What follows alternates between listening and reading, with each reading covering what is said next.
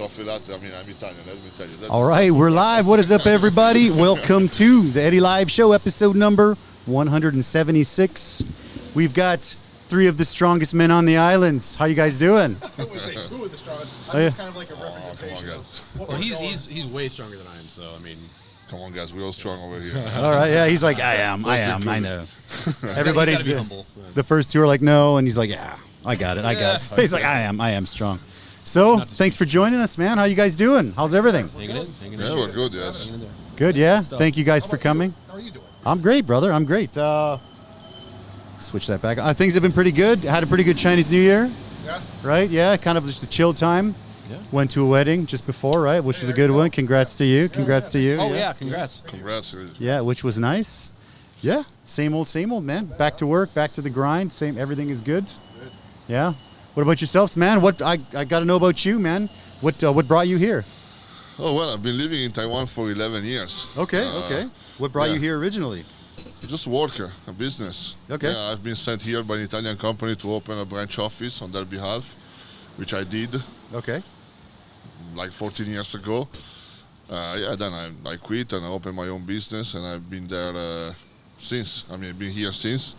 Met my wife, got married, we have 2 beautiful kids. So, yeah, we are good here in Taiwan, yes. Okay. I came back just now because we have been in Italy for a while because of COVID. But, yeah, we are happy to be back. That's fine. No problem. As long as it sounds good. Sorry, man. Yeah. No problem. That's good because my audio didn't work, so that's good. It's working. Perfect. Yes. So you've been here for 11 years to open the company. For 11 years. In Taichung. I've been living in Taichung for 11 years, yeah. Okay. And so you were involved in sort of this strongman situation before you came, or not got from into the it here? beginning. Not really from the beginning. I've been focusing on my job for a while.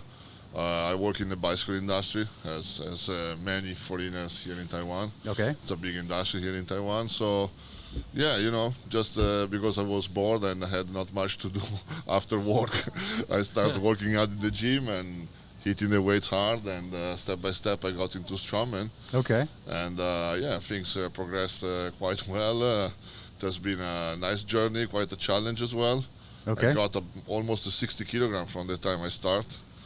And as I went... You guys don't know, 60 kilos. That's a lot of weight, dude. Yes. Wow. Okay. And as I moved back to Italy, I had the opportunity to do competitions in Europe. Okay. And things, pick up quite quickly. I became Italy's strongest man this year. Nice. Congrats. Hey. Thank you. What? All right. All right. Very nice. I got a couple of national records on the deadlift, log lift. And then I had the chance to compete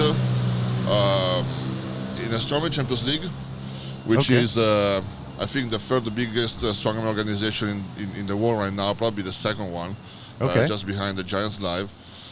We have been traveling all over Europe, competing with the big boys in there. Okay, beautiful. Okay. And things kind of one followed the other, and things went pretty well. Yeah. Okay. So is it big in Italy? Before you went back to Italy, did you know of the strongman community? Yeah, there is a strongman community in Italy. It's not huge, but it's growing. Okay. We had especially in the lighter weight classes. Okay. Maybe something that's not really known is that the strongman is not just for the big guys. Okay. There's also lighter weight classics under 80 kilogram, under 90, under 105. Okay. We have very good athletes in Italy under 90 and under 80. It's growing also in the open class. Not many big guys actually, but the few that are competing are doing quite well, and we are getting into international competition just recently, the past 2 or 3 years. Okay. So okay. yeah, it's Great. growing. It's growing. Great. I think it's the same for Taiwan actually. And I was going to say, how does it compare to maybe the strongman community here? I think it's growing as well. I think probably Tony knows better than me. Yeah. Is there a strongman community or is this here? the community? This is the community right here. I mean, technically, I would say that there is a strongman calling. I wouldn't consider it a community as of yet, but I would definitely say that it is a strongman calling here. I would say that there's a lot of people that are very interested in the event. There are a lot of people who are very much drawn to the idea of strongman. It's entertaining to watch. It's entertaining to be a part of. Yeah. It's extremely fun. It kind of gives like an extra fire or that kind of excitement that most contests or other kind of different types of sport events Okay. don't bring to the table. Like when I competed, it was just like, it gives you like a sense of Get a I'd say, like, little passion bit almost. closer if you can, brother. It Sorry, kinda, yeah. like, gives you a sense of like, I would say, almost like a passionate fire. You know what I mean? Like as you're doing it, Yeah. you kind of feel like alive inside. It's not. It gives you like an adrenaline rush kind of thing. And like I said, like don't take away from other sports like bodybuilding and powerlifting. Sure, and all sure, that stuff, sure. But having competed both in bodybuilding and then doing strongman, it's just like when you're on bodybuilding stage, you're kind of just in the one phase as like you're kind of against yourself kind of deal. Okay. You know what I mean? And you're not really so much as in like kind of performing as in a contest or competitive point of view. You're kind of you versus yourself, and the judges are putting the points on. Okay. So Okay. there's nothing really to strive for, if that makes sense. Okay. Other than just like I have to be a specific way so the judges can give me points.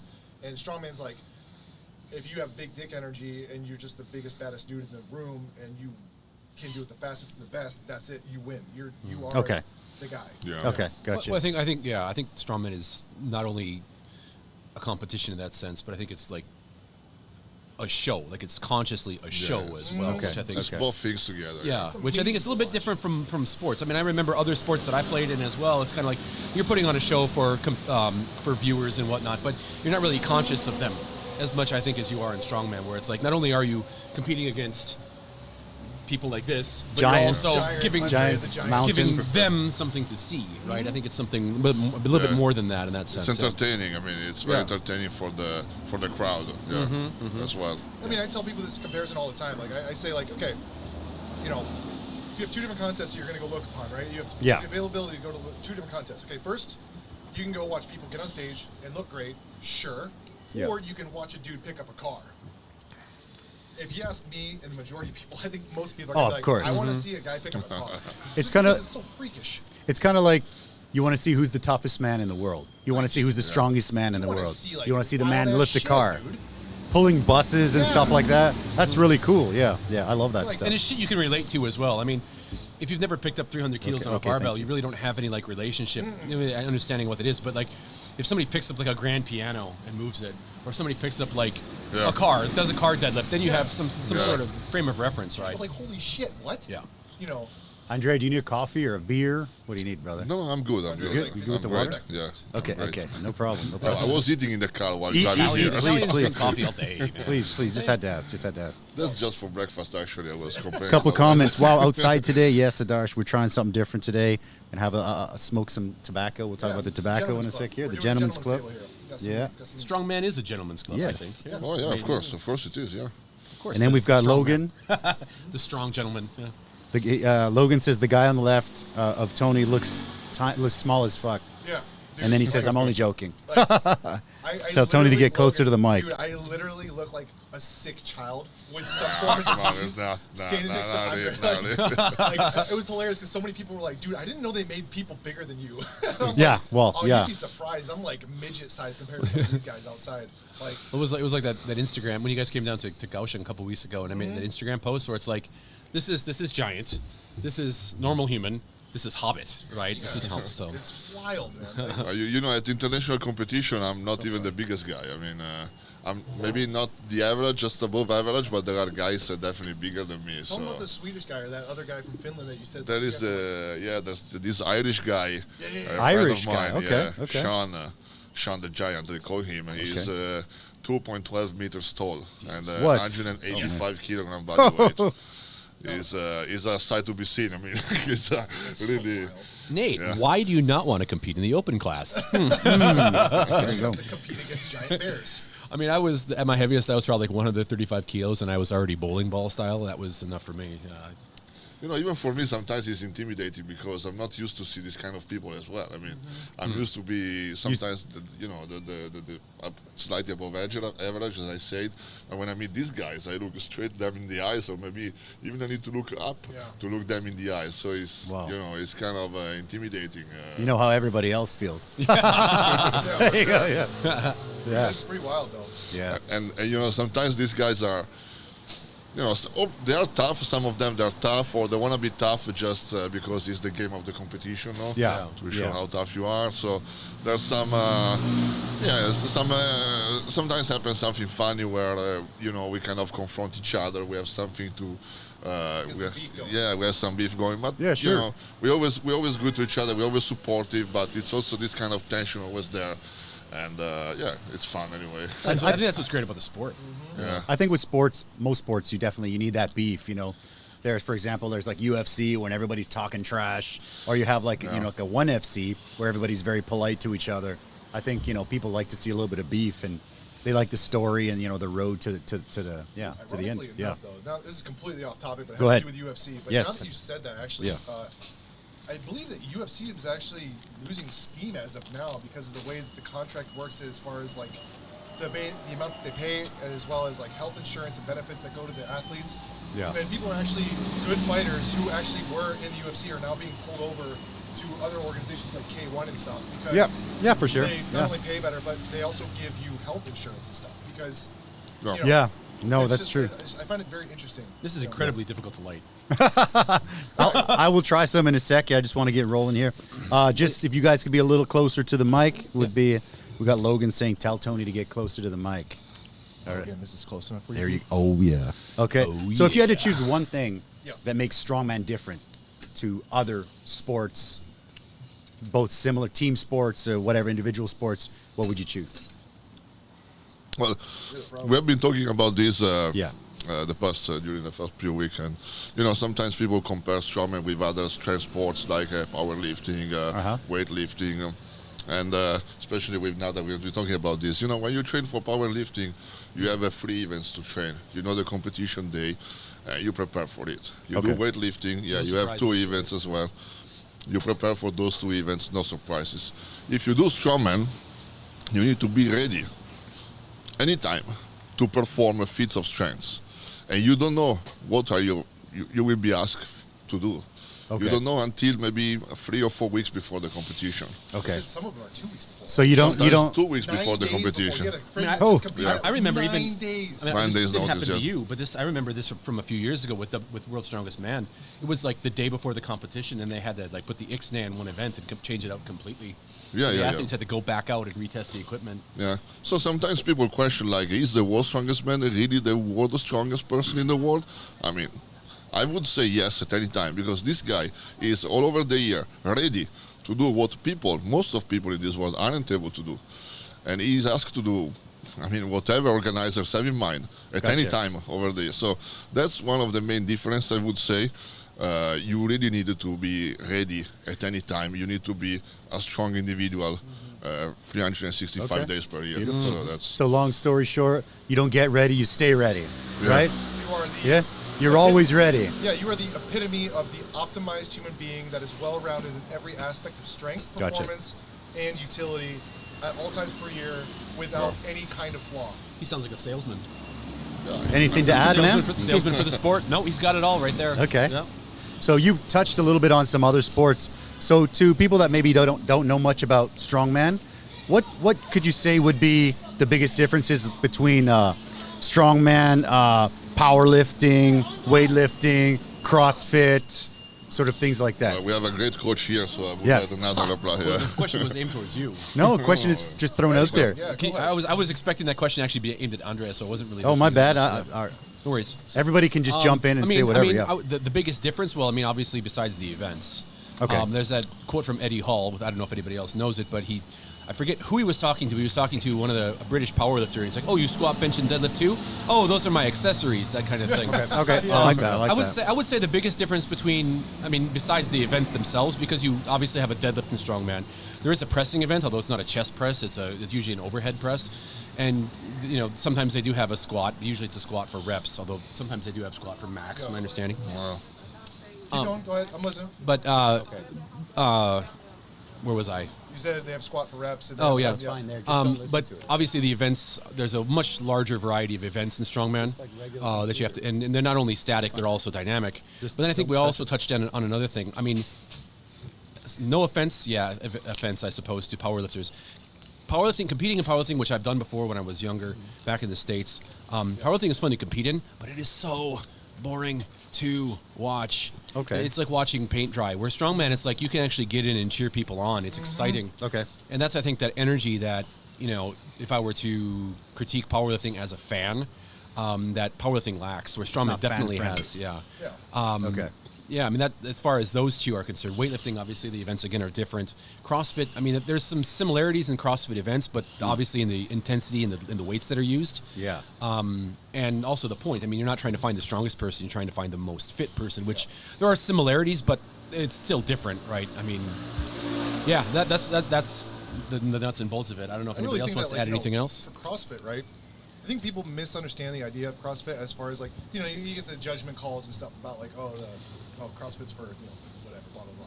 Saying, Well, no, I respect CrossFit. I got athletes, some friends that are big CrossFitters. I think the difference is that the majority of people who have never seen the elite CrossFit contests versus the people that witness the CrossFit athletes, average ass person do it. You know what I mean? Now, again, if you're comparing that to strongman, they're not even in the same league or category. Because strongman and CrossFit, like CrossFit, you need intensity, duration, but you also need to be able to do it with like an insane amount of cardio. Yeah. Now, I would say the difference between that and strongman, right?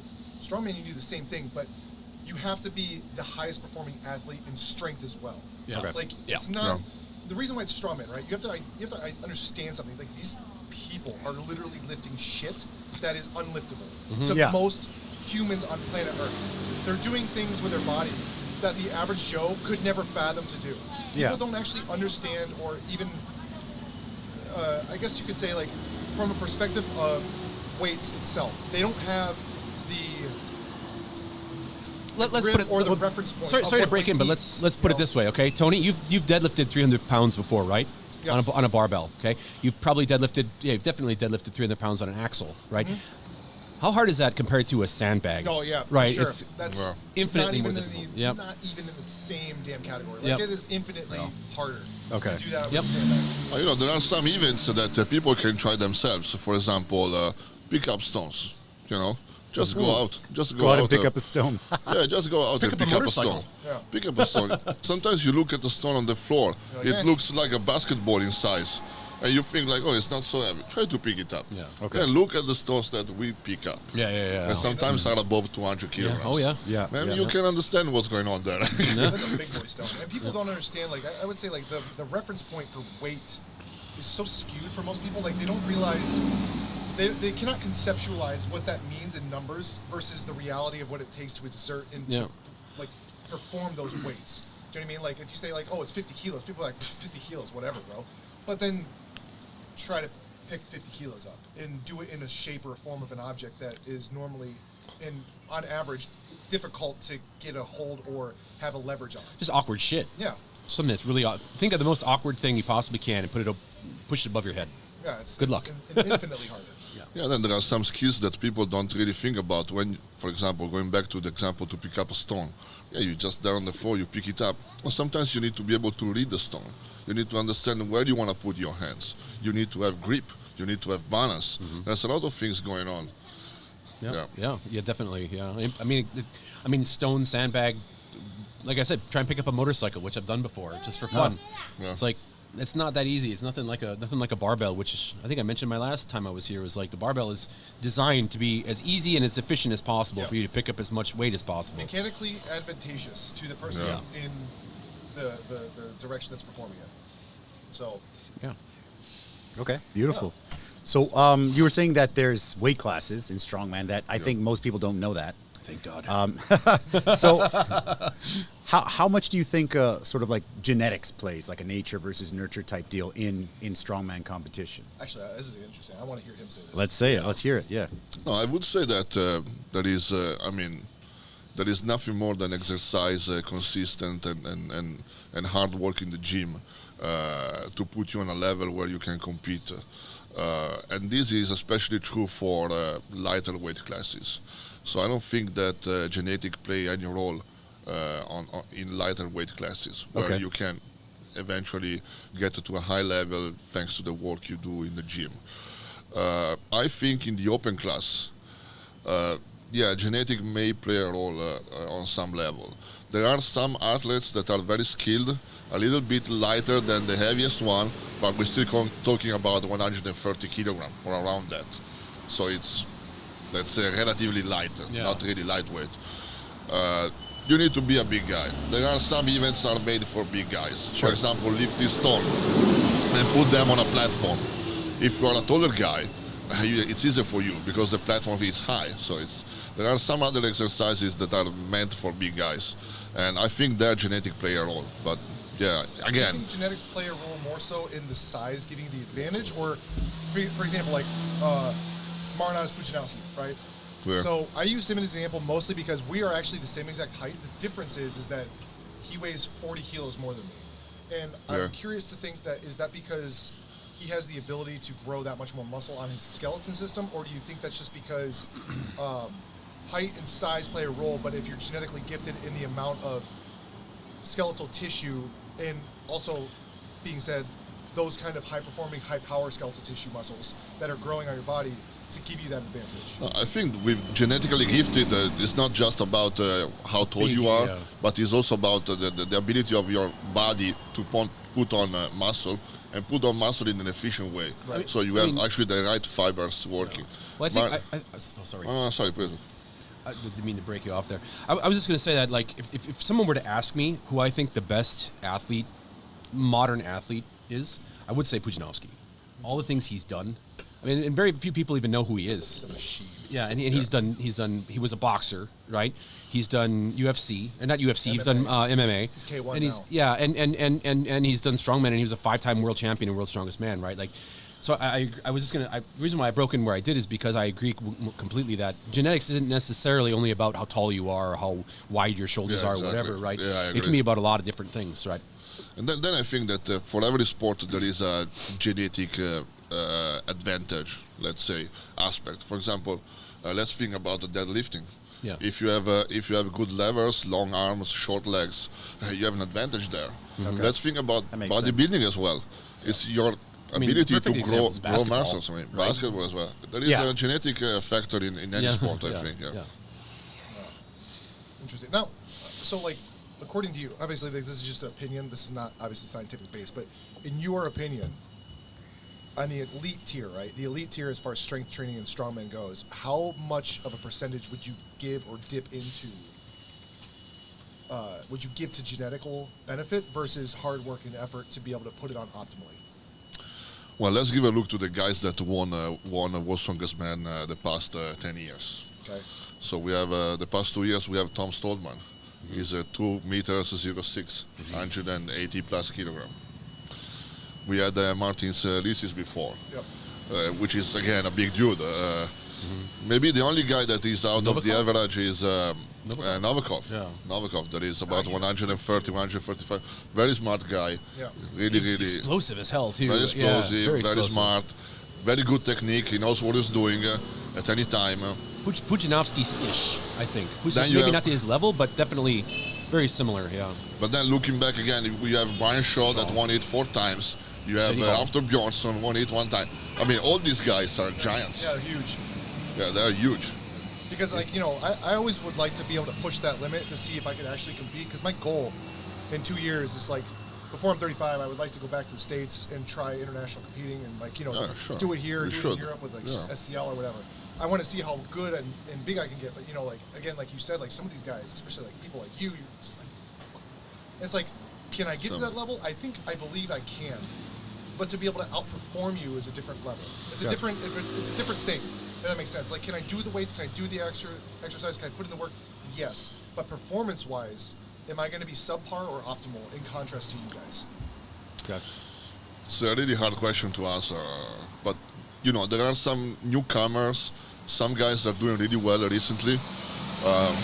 Just to name a few, if you want to look them up on social medias, there's George Sleiman that won Strongman Champions League Portugal this year. Young guy, very nice physique, looks like a bodybuilder, if you want to say that. Very good shape, and he's going up. There is my buddy Kane Francis that just got the 5th place at Britain's Strongest Man just during the past weekend. He has been in the sport for 7 months. He got a 9 days notice on this competition, Now, and is he it placed 7 months 5th. training or 7 months just being a part of it? Because like I mean, you 7 have to be able to months. get to that Pro card? intensity, right? 7 months in Strongman. He was a power lifter before. Okay. He starts from a very bad place. Now I don't want to go into the details of his life, but he's a great guy.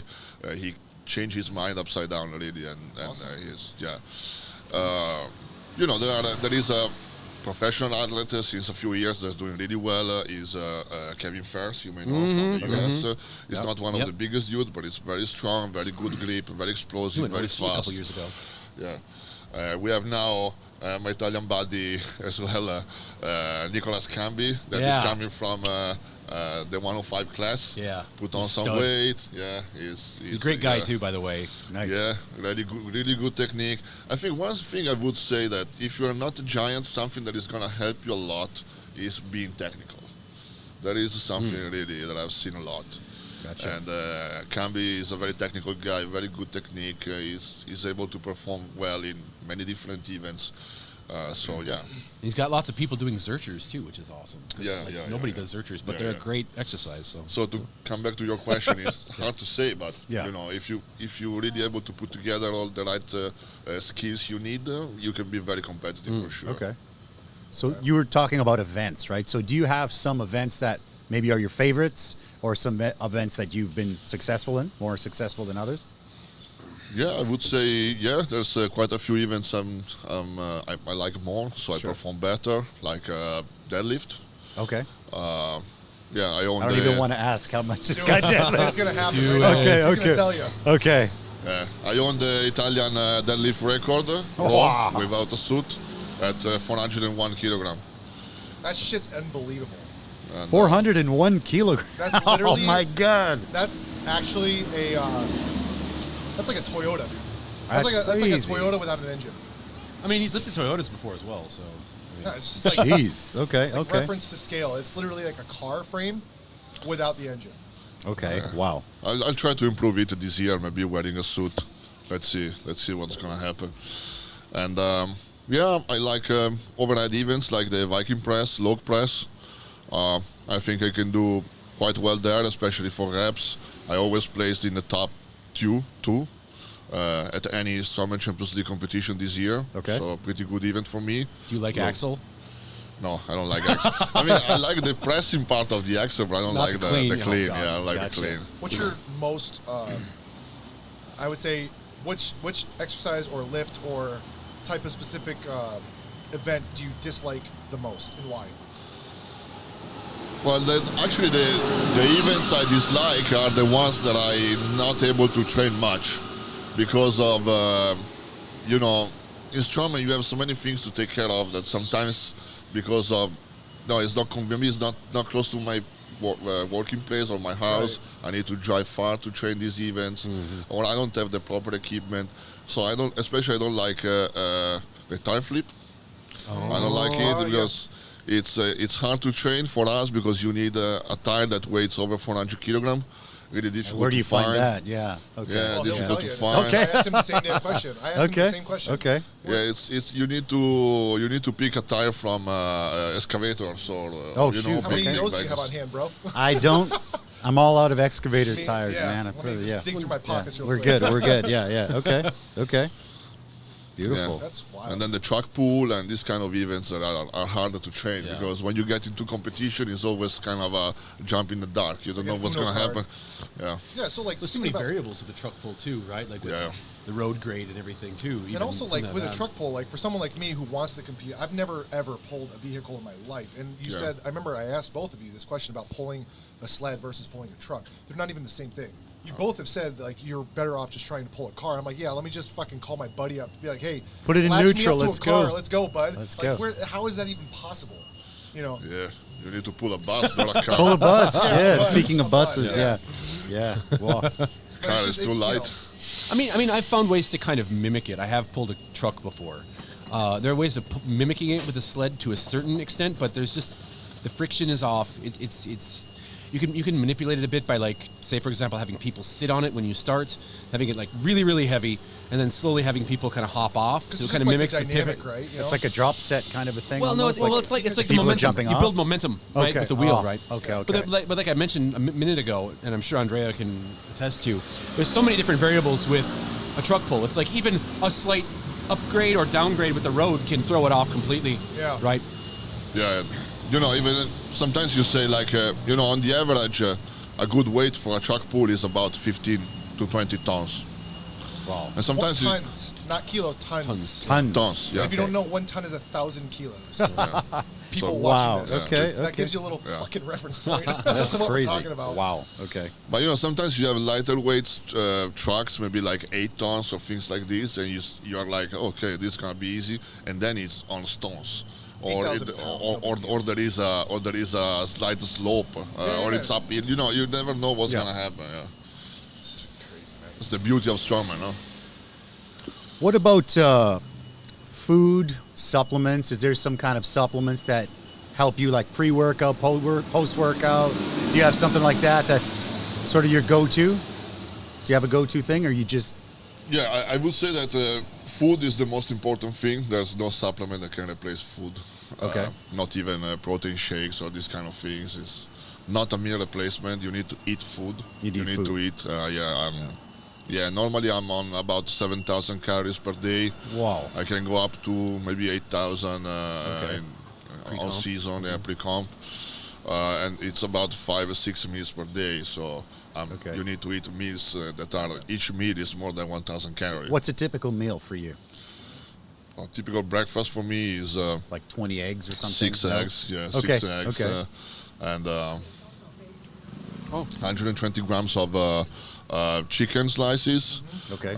some tomatoes, beans, a few slices of bread, orange juice, and little sweetie just to kick the day off. Okay. That's okay. about 1,400 calories just to start the day. Wow. So, Okay. yeah. Okay. And I was telling him, go ahead. No, please. I was just saying to him, like, the other day, like, I remember him telling me, like, I ate 7,000 calories a day. I'm like, bro, that's like what I consume.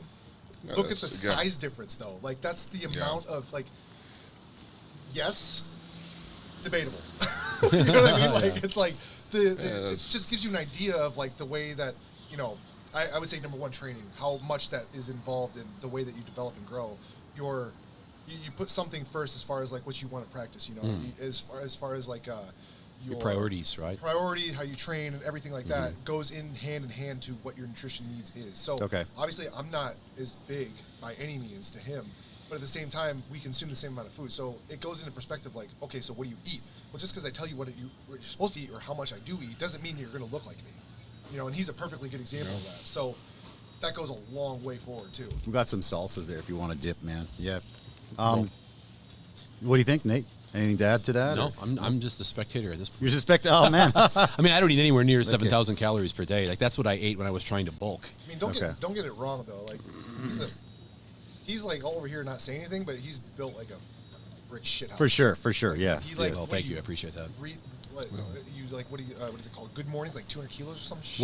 When you posted that 180. Instagram picture with you guys, and I was like, holy crap, you look so small. That's crazy. And like now that I'm sitting next to him, it looks even That's more crazy. right? My God. Yeah.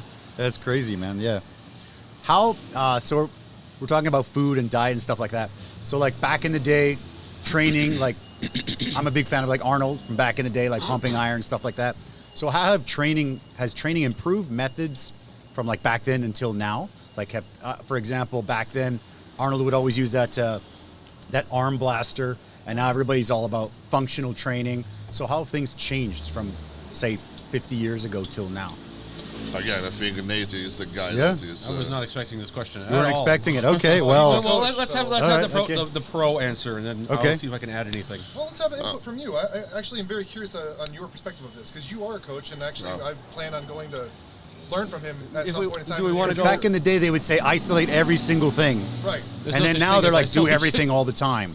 Yeah. So Well, I think it's hard to summarize all of that or try to answer all of that in a very short period of time, just because there's a lot of, like Tony mentioned a minute ago, priorities. Well, what are you prioritizing, right? The way that you would train for hypertrophy is slightly, well, I wouldn't say slightly, it's quite a bit different from how you train for just pure strength. And how you train for pure strength would be, pure strength in what sense? Is Andrea training for pure strength? Well, he's also training for muscular endurance, right? So right. I would say, now, just in general, there's a lot more funding and research that's gone into the science aspects of not only what you're doing and how you're doing it, but supplementation as well. And I would also say not only that, but I go back to strongman. And there's my favorite strongman of all time is Bill Kazmaier. Okay. And I think as a fan of the sport, I don't like to say who my favorite is, but I think he probably was the strongest man ever to have lived. Okay. Who? Bill Kazmaier. Yeah, I agree with that. And the reason why I say that is because, well, his log is only 350 or whatever, and this and that. Well, it's like, but you have to think, like, they didn't have a log sitting around in the gym like you might be able to find today. Like, there was no way you're going to find that. They didn't have the equipment, and so you just had this shit randomly thrown at you, and it's like, okay, well, you can military press 400 pounds, but can you log press that? Well, what the fuck's a log, right? Not only that, but there wasn't quite the developments that we have today with supplementation as well. And there's also a question, I think, that goes on in bodybuilding. Well, Arnold would never be able to compete today. No, I think it all comes down to more to mentality. I think if Arnold were to be competing today, he would find a way to compete today. And I think Kaz would as well. No. So I don't, it's a little bit, it's kind of like apples to bananas or apples to oranges, but I mean, I think it comes down much more to mentality. And in that sense, how is it different? I think those are the things that, regardless of what era or epoch you live in, that mentality is always the most important thing, because if you want to do something bad enough, if it comes down to reading a science or reading a magazine about it, or reading research paper about it or whatever, if you're willing to work hard enough to become the best, to be at the top, you will find a way. It's like that David Goggins mentality type thing, right? Exactly. Okay. It's actually ironic though and interesting that you touched upon this, because they were doing an interview with Ronnie Coleman. Okay, you know who Ronnie Coleman of is, course, like Big love. Yeah, buddy. All-time bodybuilding legend. He won like what? All-time ever bodybuilding lifetime award. I mean, the guy is an absolute unit. Yeah, Ronnie Coleman. They actually did an interview with him not too long ago. I think it was actually a year or so ago, and he actually said, they asked him the same damn question. They said, like, well, if Arnold were to compete today versus the athletes today, how do you think he would fare? And Ronnie literally said, like, almost verbatim, he said, if Arnold competed today against the athletes and he had the open, if he had the technology and he had the smarts and the nutrition and everything that we have today, he was like, he would decimate every single person on stage, no contest. He said, if you look at Arnold then and what he had available to him then, if you took that same person and put him now with all of the shit that we know we have available to us and all the training stuff that we have, he's like, no one would even touch him. Like, it would be leagues difference between that. I think it's the same for Bill Kazmaier, as you said. At that time, he was for sure the strongest human that ever walked this planet. Too strong for strongman. Yeah, exactly. He has been banned from strongman. Yeah, he was banned from world strongman because nobody else could. No, well, I mean, if you want to get into the politics of it, I mean, at that point, it's basically run by a British company that wanted Jeff Capes to have an opportunity, and it's not taking nothing away. Somebody get a coffee. Mine. Yours? Do you want something, man? Andrea, do you want a coffee or a beer? You good? Okay. And I mean, you can kind of follow the bread. You can kind of follow the breadcrumbs, right? Like, his biggest competitor at that time was Jeff Capes, who was a Brit. Yeah. But that said, Jeff Capes is a great athlete, but he was actually not allowed to compete at World's Strongest Man because he didn't give anybody else a chance. But again, how could you compare Bill Kazmaier of the 70s, 80s with, for example, After Bjornsson in 2018, that I think was also probably one of the strongest people ever walked this planet. My only answer to that would be I think Kaz would find a way. Yeah, it's true. I think it would have been an awesome show. Like apple and bananas. It's really hard to say. Well, it's kind of like Ronnie Coleman versus Arnold Schwarzenegger. Same kind of thing, right? It's same kind of dynamic difference, or it's also the specific That's type point, of athlete that they bring. Every package that you have per person is unique in a sense. Obviously, yes, everybody's doing the same thing. Yes, everyone's doing are all competing in different sports or different physicalities of that sport, different categories of the sport. However, every person brings their own specific package to the table. So, yes, Kaz may or may not have been the strongest person to ever live or walk on planet Earth. However, people today, in the way that they train, like, for example, like, why are so many younger athletes coming up and just decimating the people that have been here for 10 years? Is because maybe, yes, he, pound for pound, could have destroyed everybody. But because of the difference in training techniques, methods, also as well as the way that dynamics in human are not just genetics, but as far as like our mechanics kinesiology, our mechanics as people, every event, you have to be good at everything. And how many events they had back then versus today aren't even the same game. It's not even the same ballpark. Yeah. They have so much more to do today than they did back then. Then it was like, what, 20, 30 maybe? Now it's like 100. Yeah, you have to be good at 100 different things. That's crazy. Yeah. Also, one of the things to say is that professional strongman is a pretty recent sport. Okay. So, I mean, before there was no professionalism. It was just a show. It was just for entertainment. Okay. It became a sport quite recently, and everything about the training and recovery and nutrition and everything is kind of coming together with the growth of the sport recently. Yeah. Okay. That touches on what we said before. I find that very interesting. Like, that's part of the reason why I love doing this kind of stuff is because, like, just to draw a line here and then kind of touch back on the reason that I'm going to say what I'm going to say is, like, you hear so many people talk about, like, the definition or the differences between A or B or C and why we can or cannot do it.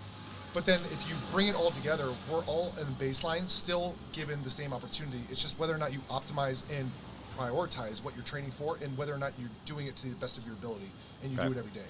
That's the main difference. Everything else outside of that on the elite level is obviously up to the roll of the dice, but what you have in your hand as far as what cards are played to you is still your choice in how you want to play those cards. Yeah. So, it goes hand in hand. Like, people hear, like, especially like a lot of Taiwanese people that I talk to, they always say, like, oh, Taiwanese genes aren't very good as far as like bodybuilding or strength or whatever. Bullshit.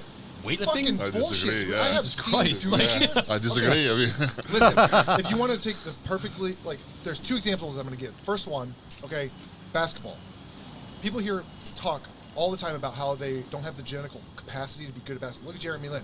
Yeah. He's pure blood Taiwanese, lived in the States. It's environment, right? Yeah. Environment literally will affect everything that you do up to the event or whatever you're training for that will inspire or dictate the results of that event. The second is the powerlifting here, as far as the Olympics go. Look at the Olympics. Every fucking time there's Olympics. Weightlifting, you mean? Yeah. The weightlifting in the Olympics, they take gold every single time. Taiwan takes gold every Olympics. All of them. Yep. There hasn't been a year in like 20 years that they did not take gold. and there they are genetically gifted because they have the very right proportion to do weightlifting. Yes. Something Small that waist, I always right? something that I always tell to my wife, because my wife is Taiwanese. Of course, we have mixed Italian Taiwanese kids. Nice. And I always tell her that if they get as big as I am with the proportion of a Taiwanese, With they're a gonna waist be like that? they're gonna be the strongest people in the world. Perfect. Yeah. That's very man. cool. I mean, that's the reason why I asked that question prior to this about like what genetical role plays and what and like how much work effort because at the end of the day, even Mike Tyson said this one time. He said, genetics and talent don't play shit. He's like, if you're genetically gifted or you're talented, good for you. But that doesn't mean that you're going to be better than anybody else. It depends on how much work you put into it. Of course. Of course. Yeah. And Mike Tyson is the fucking GOAT. Mike Tyson, yeah. I mean, like, you were talking about the Arnold and stuff earlier, but it would be similar to like a Muhammad Ali versus Mike Tyson. People always talk about that, right? I mean, you could do this with anything. LeBron and Jordan. But that's also about environment, as you mentioned. It's about coaching. Mike Tyson had a great coach in his youth. That was Casamato. True. It's all about environment as well. And not just that, but if you look at it, the reason why Mike Tyson got so inspired to do boxing in the first place was because of Muhammad Ali. If Muhammad Ali today didn't exist and give him that motivation, he wouldn't have pursued boxing with the passion that he has. So those things would have never felt hand in hand anyway. So there's so many factors that go into this that people don't even consider. And I think that's one of the things that people should take away from this in general, this conversation in general, is that you might not be given the best deck of cards or best, hand of cards in the deck. However, how you play that hand is going to dictate where you succeed and where you fall on whatever you're doing. 100%. It doesn't have to be strongman. It can be anything. Yeah, you got to get out of that comfort zone, right? Yeah, just to get to. I mean, definitely for me, when I go back to visit, really intense. when I go back home, people are always like, oh, you did this and you did that, but I think that's because I came here. I've been here for 20 years, right?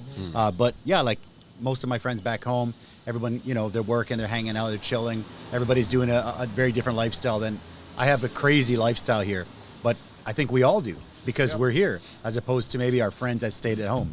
It's definitely get out of that comfort zone. Are they smoking pipe? Well, they're smoking special pipe. Yeah, they're smoking that. Yeah, beautiful. So. I got it. I asked the strongest guy in Taiwan whether he can handle. Look at how tiny that jug looks. That's crazy. This is the size contrast that you have here. This is the hand. This is a pitcher. Okay. When I grab it, it looks like a pitcher. When he grabs it, it looks like a toy. It's not a children's pitcher, just so everybody watching I don't knows. even want to grab it. So, any personal bests that anybody wants to share on any kind of? Not when Andrea is here. Well, yeah, I'm not even. I'm You trying guys not to first. say anything about personal bests. Yeah. I am actually planning. Actually, this is something that I talked to both of these guys about, like my deadlift this year. I'm really looking forward to get over 300. I actually had to put this. I've been saying this for 2 years already. I was going to cap 300, but just because of so much work and everything in between, like I had to cut for shows or like opportunities outside for filming and stuff. Like you can't focus on that because you have to constantly lose weight and look good. But after all that's done, now I actually have a straight time frame where I can focus on those strength goals. So this year, I would really like to cap over 300 kilos on deadlift. I would like to get my squat at least 250 or above to 280, and my bench I want to get minimum 200 kilos by. And all of this I want to do it all by like I want to say June or July. Okay. Yeah, because I was doing I swapped my deadlift stance up like literally yesterday, and it did make it wider, and I was doing 220 like it was nothing. Like, it was just coming up like simple, because I remember you told me, and you said this as well, that I was too narrow. I was too narrow and like putting too much on my lower back or whatever. Yeah. And because both of you both deadlift. You're just not getting enough leg drive, I think. Yeah. I think I'm missing. Yeah. Well, my post. I mean, you have said this, and so has he about like my ass isn't like my lower back's basically is taking over after the knee, and I was just like I always get stuck. I always get stuck at 270. 275 was my cap. Gotcha. And every time I hit close or at 270, I've torn a hamstring or I hurt my lower back, or I just because there's too much pressure on that area. Mm-hmm. So there's obviously mechanically there's something wrong that I'm doing. There's nothing wrong with my body. It's just I'm not doing it right. Okay. And so I swapped up my stance, swallowed the pride yesterday, and I went like tried to goof around with it, and I made it a little wider, shoulder width. And I squatted down. I used my 220 came up and was like nothing. I didn't go higher than that because I don't want to re-tear my hamstring. But, just from a start point, that's a good start for me. I mean, I'm okay with that. So, yeah, this is something that I think we touched on when I was here last time. It's just the art versus the science of coaching, right? Yes. There's the book way of doing it, the way the book tells you to do it, and then you got to fit that to the individual. Yeah. So, I mean, it's one of those things where, if you're used to doing a particular exercise a particular way and you get stuck, more often than not, it's something technical. Unless you're already elite, then it becomes, really hard to put 5 more kilos on the bar. Yeah. But that's, I'm not even sure that, Andrea is at that point yet. I mean, he throws on a suit. He's unlimited. He hits 600, right? I was watching the story the other day. He's like playing with 280 without a belt. Wow. That's off season, yeah. All right, so let's hear you, big man. Some personal best. As I mentioned before, my personal best in the deadlift is 401 without a suit, but I'm looking forward to improve it. Let's say that my goal is something between 425 and 430 with a suit. I have a question. Within the end of the year. I've never actually deadlifted with a suit before. How much does the suit help? And I've heard different people say different things about a suit, so I'm interested in what you're... First, what is the suit? Is it like the rubber shirt thing? Yeah, it's like a giant full-body singlet, but it's made out of like compressive rubber. Okay. So it basically gives you elastic drive as you're coming up. So it doesn't, the weight doesn't fall on just your musculoskeletal system. It falls on the suit first, then your muscles help outside. See, I've squatted in a squat suit before, but I've never used a deadlift suit. Well, let's say that if you are, it depends on the way you deadlift. If you are kind of a deadlifter that really goes close to the ground and is able to pull the bar really close to his shins and everything, maybe you are able to get a lot of weight out of it. At minimum, let's say 20-30 kilograms. But I've seen examples of people able to do 50 and 60 kilograms thanks to a suit. Wow. And one good example of this is Novak that we mentioned before. He's able to pull a lot of weight out of a suit. So let's say I stay at the minimum, 20-30 kilograms. So I pulled 400 this year. Without any improvement of myself, I should be able to do 420 to 430. So. Wow, that's such a wild number, isn't it? That's just. I'll try. That's just like not. 900 that's pounds, not no big human. deal, bro. That's unhuman. Yeah. Wow. I would like to improve my log press as well. I did 183 before in training. I would like to get close to 190, possibly 190 this year, possibly 200 before the end of my career, at least. And yeah, and then the focus is on improving those events where I'm not really good at. For example, the truck pull, the tire flip, as I mentioned before. Gotcha. And I would like to improve also the Atlas stones lifting as well. Yeah, I'm able to do a run till 200 kilograms. Just want to be faster and a little bit more confident with the stones. Try new one. Yeah, so, that's it. Yeah. Beautiful. Well, Eddie's got to have one. So, quick question before I will have one in a sec here. I'm definitely going to jump on one in a sec.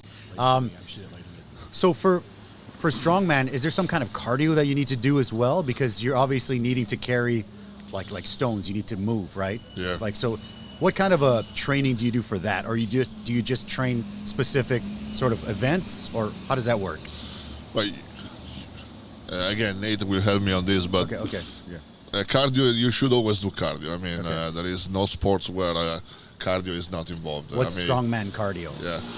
Well, you can do something easy like 30 to 40 minutes on an air bike or an elliptical machine or whatever you like, just to keep your blood flowing and keep your muscles full.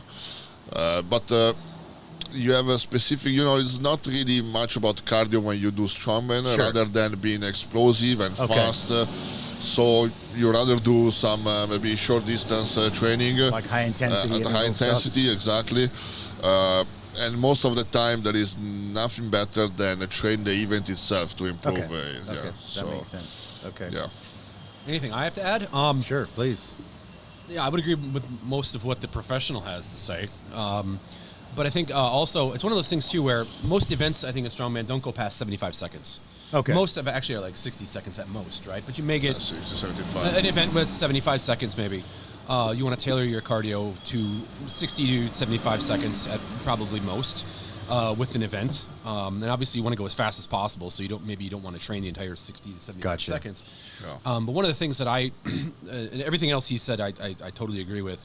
The only thing I would say is that for me, I find that cardio is actually really, really good for recovery. And when you're talking about doing 30 minutes, 40 minutes on an elliptical or whatever, a lot of low intensity stuff, like I make it a goal to walk 12,000 steps a day. Okay. And I find that when I do that versus when I don't do that, when I don't do it, my body doesn't recover quite as well or quite as fast, especially my lower body. Okay. So, it just kind of depends on the person, I think.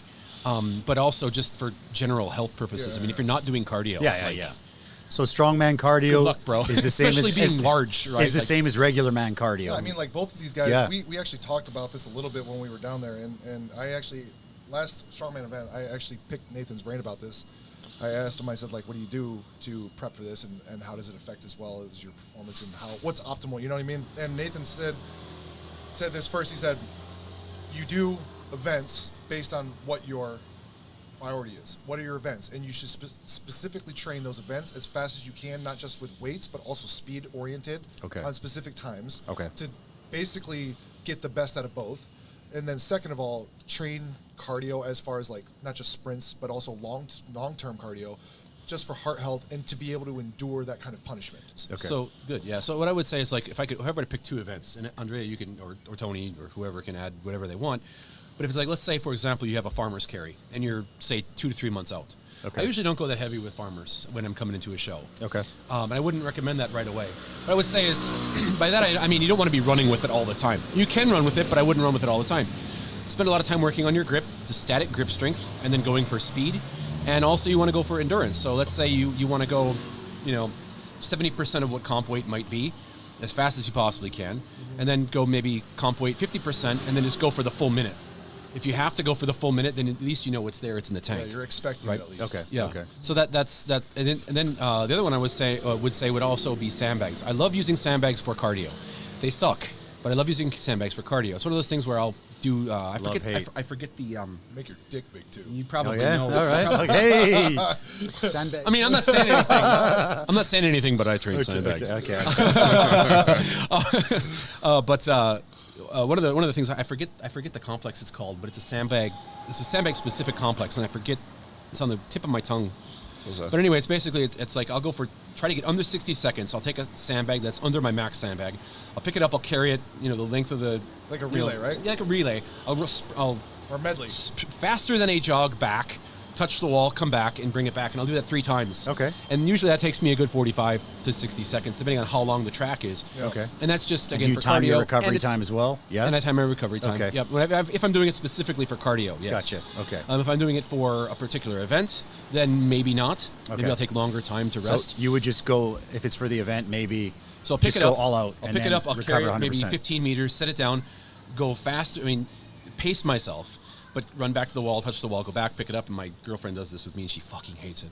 And then pick the sandbag back up, bring it back to the wall, run back down and back, pick it up, and bring it down. And when you bring it down the last time, that's it. Okay. I forget the complex it's called. Andrea probably knows. I don't know. I don't know. Batter? It doesn't.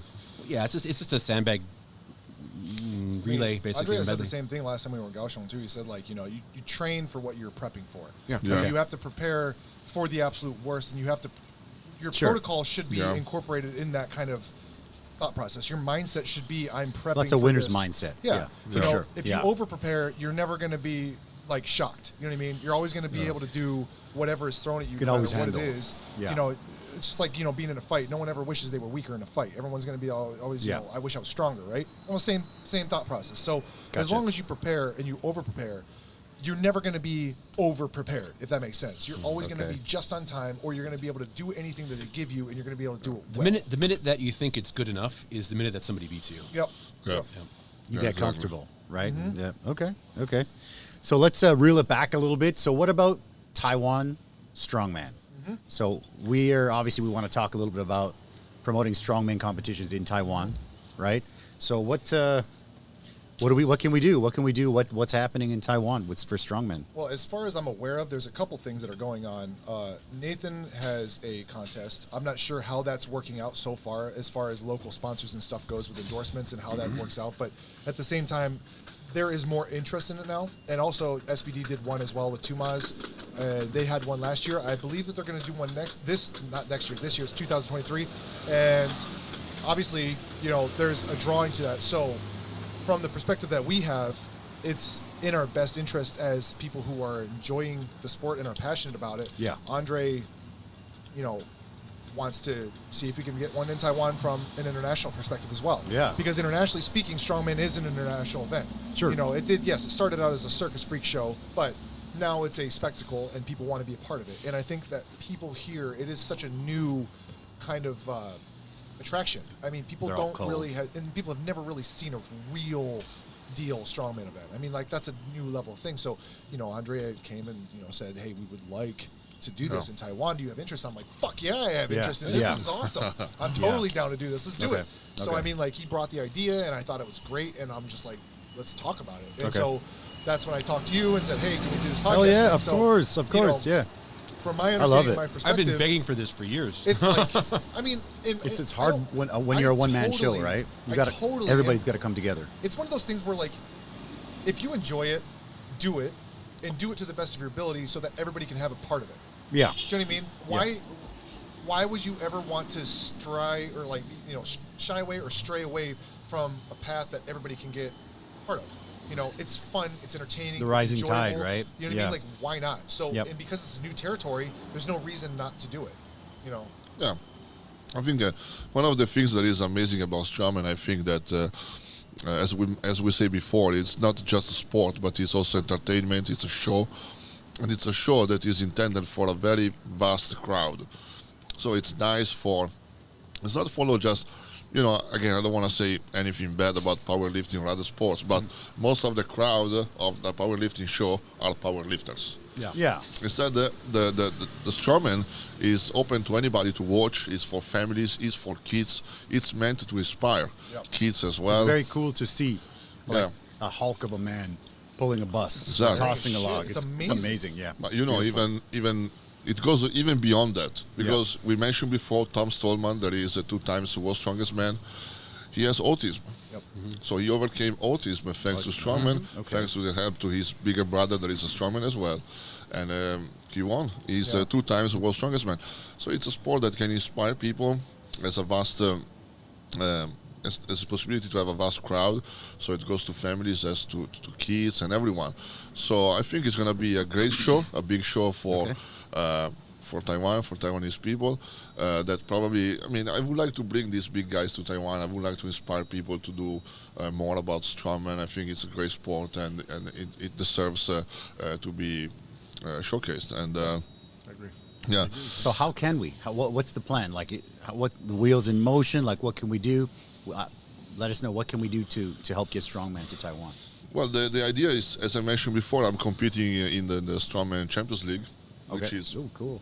Again, right now, I think the second biggest organization, Strongman organization in the world. And Strongman Champions League is organized in about 16 stages all over the world that take place every year. Okay. During every competition, based on your ranking or your placing, you get points. And based on the final rank, you qualify for the final that normally is in Turkey by November. Okay. So I would like to bring one of these stages in Taiwan. So that sounds great. Okay. Yeah. Okay. And so I would like you to do that. I'm on board. I would love that. That's amazing. That's beautiful. Yeah. Yeah. I'm a good friend with the organizers of the Strongman Champions League. We have been talking about that. And it would be cool and it would be amazing. There are a few things we need to do in order to reach the goal, and we have been talking about that. And one of the reasons why we are here is also because we do need to talk about that. So we need to let people know what is strongman. We need to grow the interest even before to have the contest. Of course, definitely.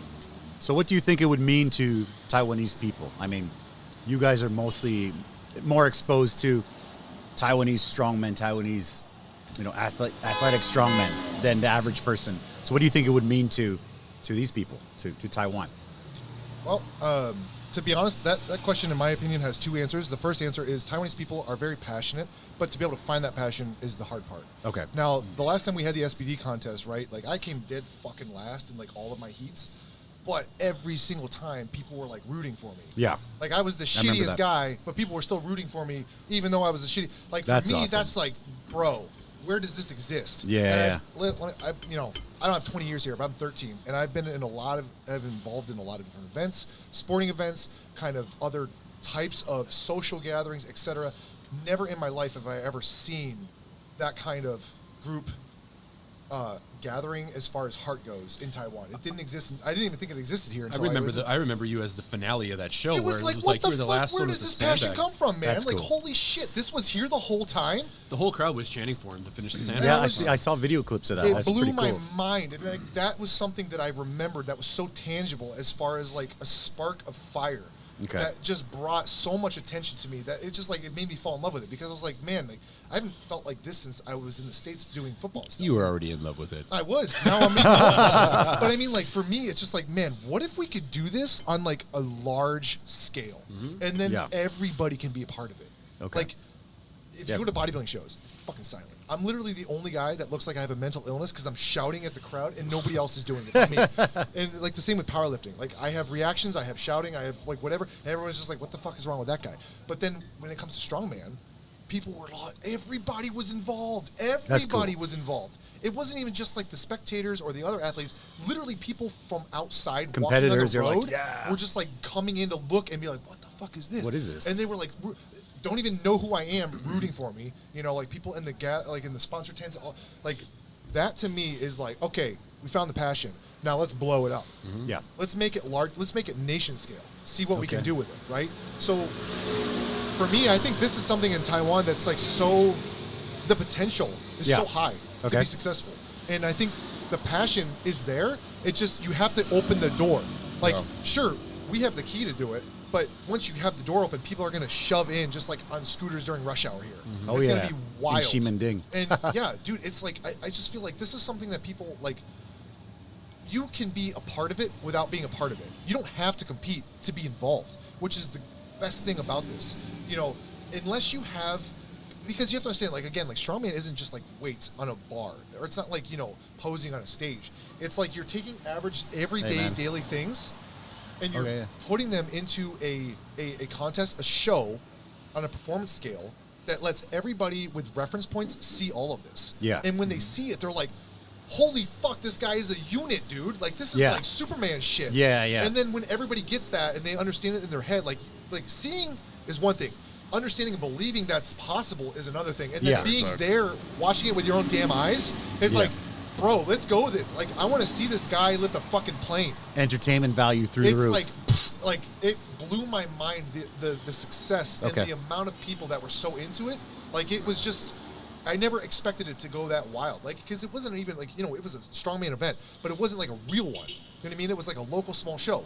Now, it was extremely successful being a local strongman show, and like Cho did a really good job with that. But at the same time, like, what if you could do that internationally? Mm-hmm. Yeah. And bring international real competitors in a giant ass arena stage, and then have everybody know about it in the country. Dude, that shit's gonna blow up like a wildfire. Mm-hmm. Yeah. Like, it's gonna go, and then people are gonna be talking, like, it'll be on the fucking news. That sounds great. I guarantee it'll be on the news. Like, it's gonna hit everywhere. Yeah. And like I said, like, if you ask yourself, what do I want to go see? Do I want to go see this guy look awesome? Or do I want to watch this guy pull a train? Yeah, of course. I want to watch that guy pull a train. I've never seen someone pull a train before, but that sounds fucking cool. Of course. Let's go do that. Especially, I mean, kids would love to see that. Yeah, exactly. Everybody. I want to see that. I want to see that. Everybody. Like, come on, well, man. we're all. Well, I think we all are like big kids a little bit sometimes, right? I mean, but that's I'm extremely immature. Yeah. Well, I think men are beauty that of way. it, Are we? Are we that's not? The beauty of it is it taps your Most of us. It taps your imagination, but it's not just imagination at that point anymore. It's not a dream. It's reality. I think it's to see these big guys doing those crazy things is going to inspire who's already in the sport to do better. They will it'll pull more people into the sport. They will understand what is actually possible. Maybe they will move to the next level, try to be closer to these guys. And I think it's going to inspire those that are not in the sport, maybe not to do strongman, but whatever other strength. And especially kids, well, we all have been kids, and we always said our hero, we want to be like this guy or that guy. I think that's an opportunity to create the spark in some of those kids. I would say it bends the framework of what reality is to believing what is possible and what is impossible. It changes the perspective of that. Once you witness someone do that, you no longer are in a box set of mindset where you're like, no, that's not possible. You see it and you're like, I want to do that. Yeah. That's going to be me in 10 years. Yeah. That's going to be me in 5 years. When I grow up, I want to be like that fucking guy. Yeah. Like, it changes the way that you perceive things. Like, the reality that you're living, when you experience something like that firsthand, it warps the potential of what's achievable and what is possible for humans. Not only that, but it also gives an outlet. Yeah. I know that before the whole I've been involved in strongman in Taiwan before there was strongman in Taiwan, let's put it that way. And I know that there's kind of an undercurrent of people who are interested and want to compete and want to have an opportunity and have potential. I mean, and there are also those naysayers who are like, Taiwanese people, like you mentioned, they don't have this and they're too small. Yeah, that and everything. And it's like, no, like if you know that there are lower weight classes, like I already know several people who can legit compete internationally already in strongman who live in Taiwan and train in Taiwan. Like, I coach them. Like, that gives them an outlet as well. So even though SCL, won't, the event that you're planning won't have the lower weight classes, and if nothing else, it gives that international exposure to the sport within Taiwan itself, but it also potentially gives those people the opportunity to think, hey, I can do this at a different scale, in a different place, and succeed. Yes. We have the same issue in Italy. A culture of strength. We have culture of strength. We have the same issue in Italy. When I went there, most of the people were fighting for the Italian championship. I want to be the Italian, the best one in Italy. I want to do the new Italian record. And then you took it. Yeah, but guys, they cried. And you showed up. No, but I was like, but I was like, guys, in Italy here we are just playing. I mean, this is just like, what is it? It's a joke. I mean, look around. What are doing the other guys? I mean, that's what we needed to target. That's what we need to aim for. And there's always that, that can't be done here. We can't do this. No, you can. Yeah. You can. Don't ever strive for something that's achievable, because if your goals aren't big enough to scare you, they're not big enough. If you shoot and achieve and strive for something that's unattainable to everybody, then you're going to be the first person to do it. Somebody has to be the first. It has to scare you. Your goals and dreams have to scare you. They have to intimidate you to be worth your time. If it's, let me put it this way. If it's easy, is it even worth having? Is it even worth trying? If it was easy, nobody would fucking do it. It's like washing your clothes, right? Yeah. Like, I'll get it tomorrow. I don't have to do it now. It's just a chore. It's too easy to do. Agree. Why do we strive for those things? Is because normally they're unattainable or undoable or unachievable until you're the first person to do it, and then it's like, shit, now where's the ceiling cap? Mm-hmm. What's the next level? What's next now? You know what I mean? So I that's why I love it. It's just like a new, it opens you up, man. It really does. Yeah. Beauty. Love it. Let's do a quick little rapid fire here. Yeah? You guys said we'll go, we'll start with you and then we'll go this way and then we'll kind of go back and forth. Yeah? So typical breakfast to get you started. Boom. Rapid fire. I actually really like local food, so I do like a fan tuan jia dan, and then I do like guotie eggs, and I usually do like bacon danbing, like an egg pancake, and then normally I'll have a protein bar. Like I make my own protein bars. Oh yeah, yeah, nice. yeah. I make my own, and I'll usually have 1 or 2 of those, or like I'll have you know something like my calories for my breakfast are like 2,000 minimum or more. So like I'm like starving in the morning when I wake up. So if I don't eat, I'm like pissy all day. So hangry. I have to eat a lot of food in the morning, and then like it usually carries me over until like 11 or 12, and then you know whatever's available at the time, because usually I'm out during the day. But if I bring my lunch, like it's usually like a big ass lunchbox food. So you know my breakfast in the morning is usually local Taiwanese food mixed with my own food, and then I just eat it till I'm full. And if I'm not full, then I go buy more. Damn. Yeah. Andrea. Yeah, I think I already mentioned it before. Yeah, I go 6 eggs, 120 grams of chicken slices, tomatoes, beans, some bread slices, orange juice. Yeah. Do you low carb or no? You just have everything. No, doesn't matter. I mean, you know, obviously. as a strongman diet, you want somehow to know how many proteins you're eating. I mean, look at this physique. Oh, I know that. But yeah, you just wasn't mentioning many carbs. Yeah, so you know, I'm curious. you want to give a look to proteins, maybe fat, but carbs as many as you can eat. Just as many eat as you them, can, because you're going to burn them all off anyway. Yeah. Nate. Well, I'm the exact opposite of these two. So it just goes to show that there's a science and an art to it, I guess. I wake up in the morning, and the last thing I want to do is eat. Yeah. I go black coffee, and then when I start feeling hungry, I eat. Fasting, yeah? I mean, today I'm fasting because I'm not training. Intermittent fasting type deal, yeah? Okay, okay. Beautiful. Summer or winter, you? In Taiwan? In Taiwan. Summer. Summer. I like bikinis. Ooh, true. Winter. Okay. Yeah, the hot weather kills me. Yeah, I'm a heavy guy, so. Okay. I would say in Taiwan, for me, I would say summertime, but not disgusting humid summer. Not like 45 Celsius. Not like 45 with summer. a humidity of 80, you know what I mean? Yeah, if it's nice summer, 30, 32, and it's dry, blue skies, I'm cool with that. But if it's winter, then it's outside. Like it's in the States or it's in Canada. Kaohsiung I like summer. the snow. Kaohsiung summer. I like to ski. I grew up skiing, so like I like the snow. You know what I mean? Kaohsiung summer. All right, so we'll go. Do you have like a go-to supplement that's like you gotta have this, Tony? Yes, but not for the means of usage because of it's helpful. Other than one creatine, I like to use creatine. Okay. I notice a pretty reasonable difference when I use that. Okay. I only take it when I work out. If I don't work out, I don't take it. I don't do the whole creatine loading thing. Shit, that's a fucking waste of money. I remember that, like when I was in high school, like you gotta load it. Scientifically speaking, loading does help, but it only helps because it induces saturation faster. Okay. That's the only reason why. But you do get the shift. Still an effect. It does give you an effect. But that happens a lot with a lot of supplements, I think. I mean, you still get the effect if you don't load it. Okay. Right. Okay. Just not as big right away. For me, creatine, I take it when I work out, I train. I just have it there. I usually take like a mouthful. I don't even measure it. I just like have it in a little container. Just like fills my because it's 5 grams, right? 5 grams of a pound. Yeah. It's not okay. So you just kind of gauge it, and then BCAAs, not because of the use, but because it makes me drink more water because it tastes good. Okay. So I shoot for like because BCAAs technically are worthless. They actually don't have any benefit at all. Really?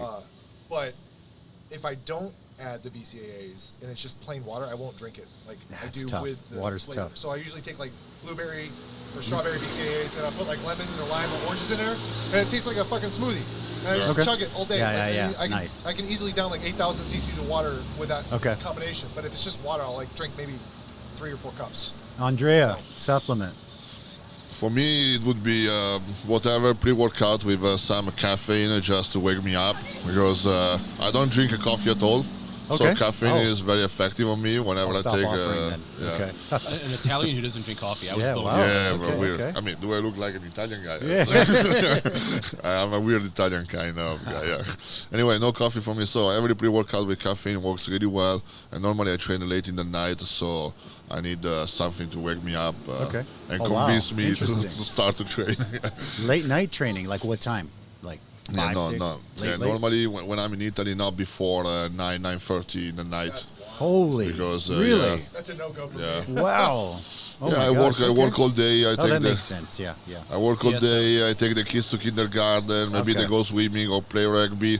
Then I wait till they go sleep in the night. Normally they fall asleep around 9:30. Gotcha. Then it's my time to train at the end of the day. And yeah, sometimes it's tough. Sometimes I need to sit down and think about it for a few minutes, maybe even 1 hour.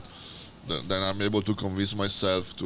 Normally I train at home. I have a little gym in my basement, and yeah, I go down there for 3 hours, around 3-4 hours. Gotcha. Depends. Yeah. Okay. Nate, supplement. Supplement. Caffeine. Caffeine? Okay. In the morning, black coffee. No, before training, during training. So can you like do fasted training? I asked Tony this Do last I? time. Or should I? Should you? Do you? Should you? If I'm like, I'll give you an example. After we finished the show in August, I took a couple of, I would say like a month of pretty light training. Okay. Where I trained an empty stomach. I wouldn't necessarily recommend that. Benefits But, or pros, cons to empty stomach? Not really. Nothing. Just kind of to help hold me back because I'm kind of a meathead. So it's like if Okay. I'm feeling good, I'll usually push it, probably Okay. beyond what I should. And coming out of a show, really? you're a little bit tired, a little bit burned out, and your body needs time to relax and recover. So Okay. I do that to kind of hold my like we're going to train with Andrea tomorrow, I believe, Mm-hmm. and like I'm not bringing any supportive equipment at all. Okay. It's not because I didn't want to pack a Ballsy. bag. It's not because it's because I know this guy's going to push me probably beyond the point where I want to be pushed. Okay. Deadlift day tomorrow. And Ooh. I after 4 straight days of training and training pretty hard, I want to pull back a little bit on Wednesday. Okay. So that's one way I hold myself back. Gotcha. Yeah. All right. So do you guys have a like a post-workout favorite meal? Pre or post? Food. Anything? I don't really, like, to be honest, like, nutritional timing is only, I can't say, so, like, nutritional timing is important, but if you're on the elite performance level. Okay. If you're a normal person or you're just The training average to Joe. be, it doesn't really matter. Doesn't as long as matter. you're filling your calories. Now, obviously, yes, it does matter. It does whole- have an effect. It is The important. post-workout protein But, is nah, I don't do that shit. It doesn't matter. no. That's a myth. I'm hungry. Anabolic window. That like 90-minute window, whatever Yeah, that it's- is. I No, No, it's mean- like 30 minute. it was 30. There If you you go. don't eat immediately after training, you're going to waste your gains, brother. Yeah, yeah. Technically, yes, I mean- if you're trying to get as much out of your gains as possible, as much out of your training as possible, it does have an effect up to, like, what, 2 hours or some shit.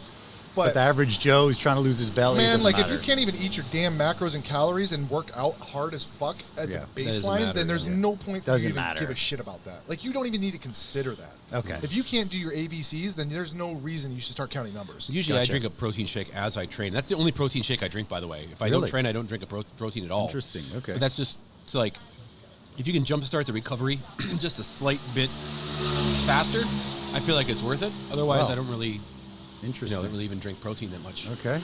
Normally after training, I have my last meal of the day. Sometimes it happens like at 2 a.m.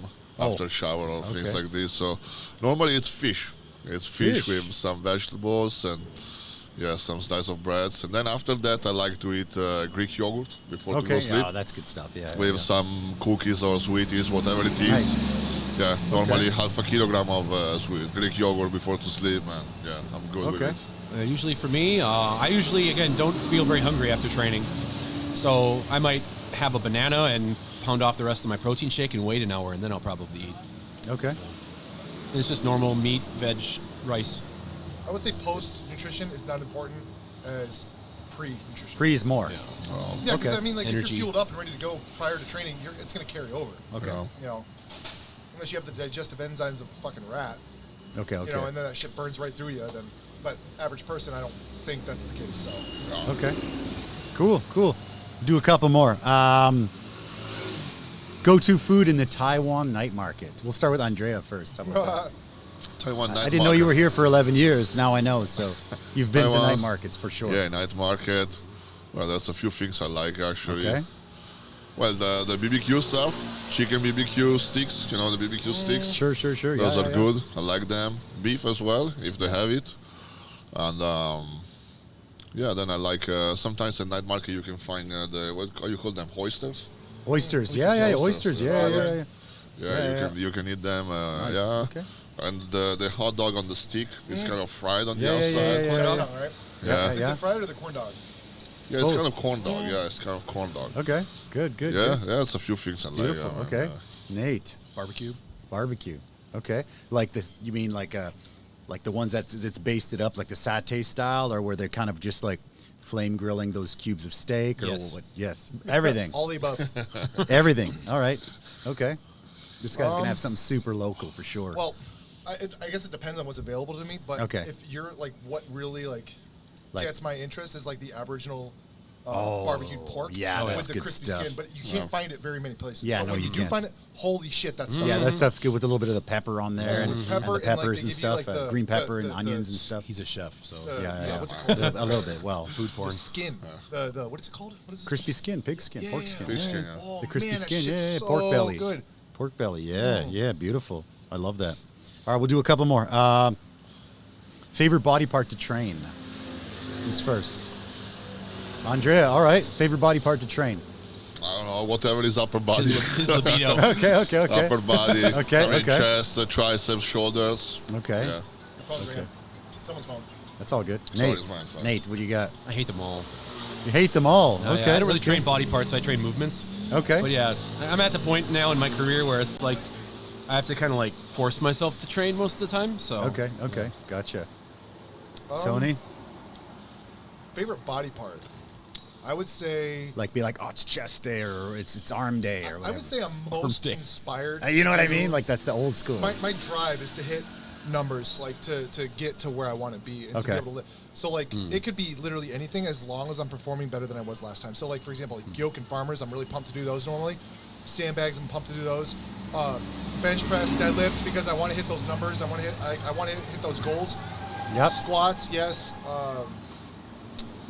if we're talking movements, my answer would be a little bit different. But I would Okay, say okay. like if that's you're okay. talking a specific body part that really drives, I would say shoulders for me are probably my favorite to train. Okay. But that's only because in my life they have been the hardest to train. Okay. Because I feel like no matter what I do, they're always lacking. It took like Mm. I used to train shoulders literally like 3 or 4 times a week, consistently, just Wow. because like it didn't matter what I would do. So there's some pump from yesterday. Look at that Yeah. arm. Jeez. Yeah, I mean like because you have to Okay. understand like everyone's got their pros and cons, right? So Of like course, for of me, my course. weakest part is probably my shoulders and chest. Okay. So like I've always kind of struggled to bring them up. So like when I get the chance or the opportunity to train those, I will most likely train those. Now, are they my favorite to train? I would say kind of yes, but that's only because of the lack of.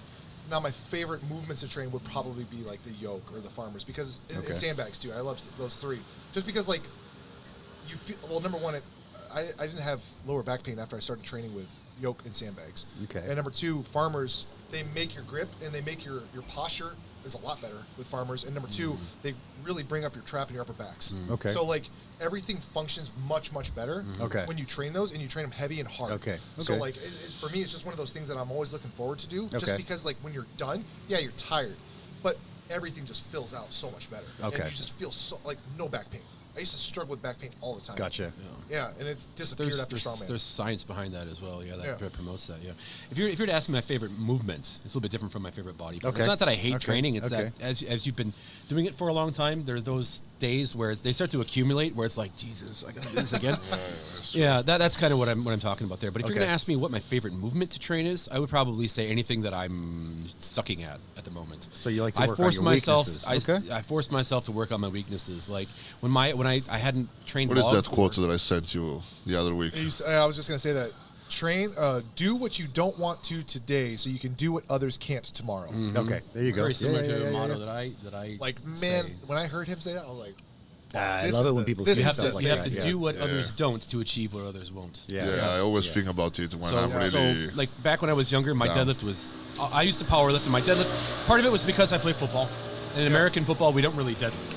So Okay. it was like I was only deadlifting for like 3 months out of the year, really, right? Everything else was for football. Gotcha. But it was like one of those things where I decided to bring my deadlift up. And deadlift became, like I sucked at it. I was terrible at it. But it became the thing that I looked forward to the most because it sucked. Okay. It's one of those things Okay. where it's like, okay, I don't have a choice here.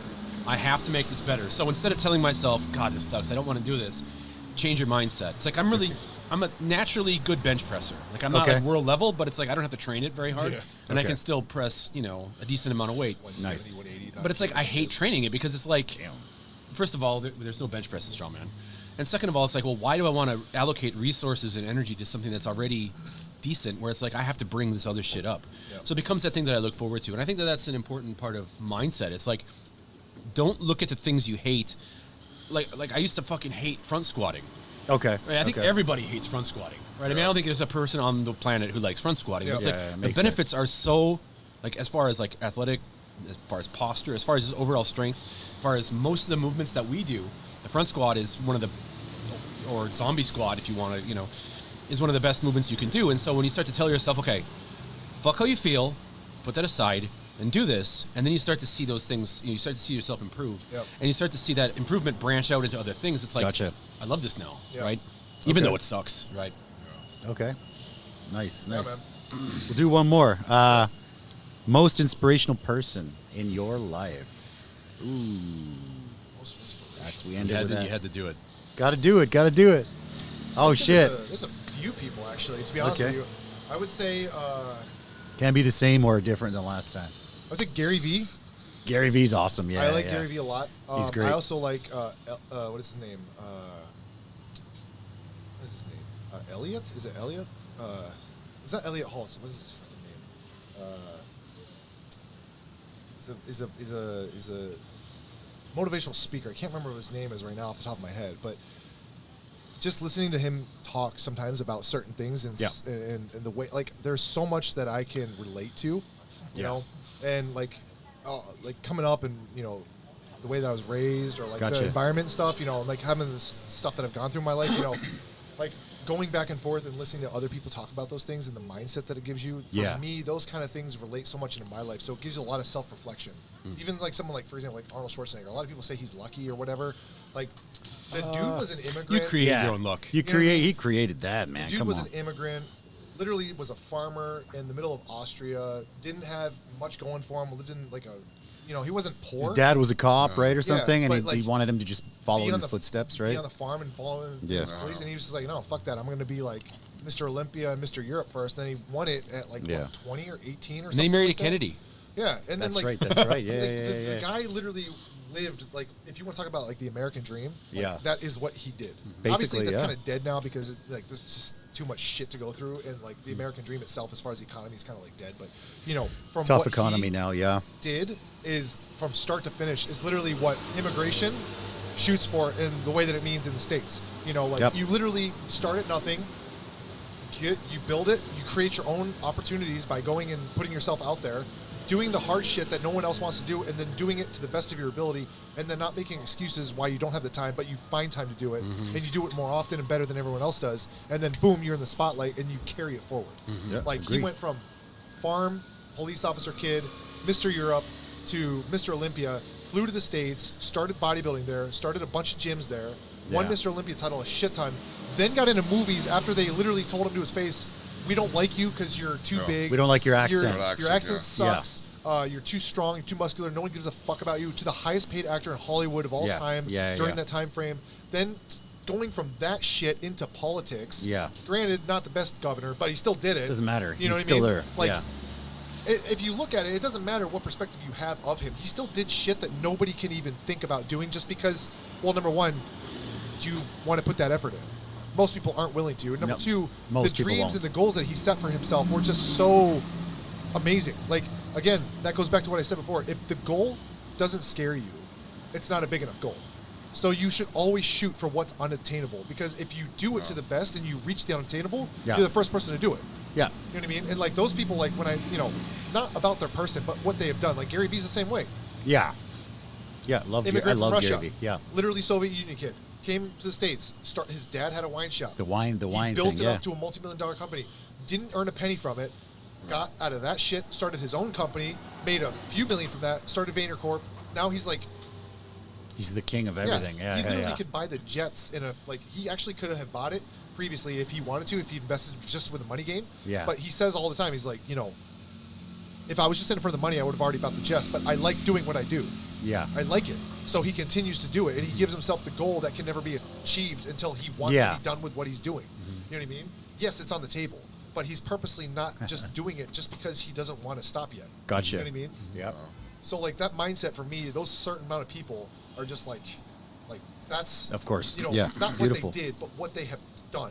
Yeah, you know what I mean? Not what they are or what their career is. Just put his head down and It's did just, it. Yeah, it's without talking. The method. Just do it. You Yeah. know, excuses don't go unpunished. The world does not want to pay you for being mediocre.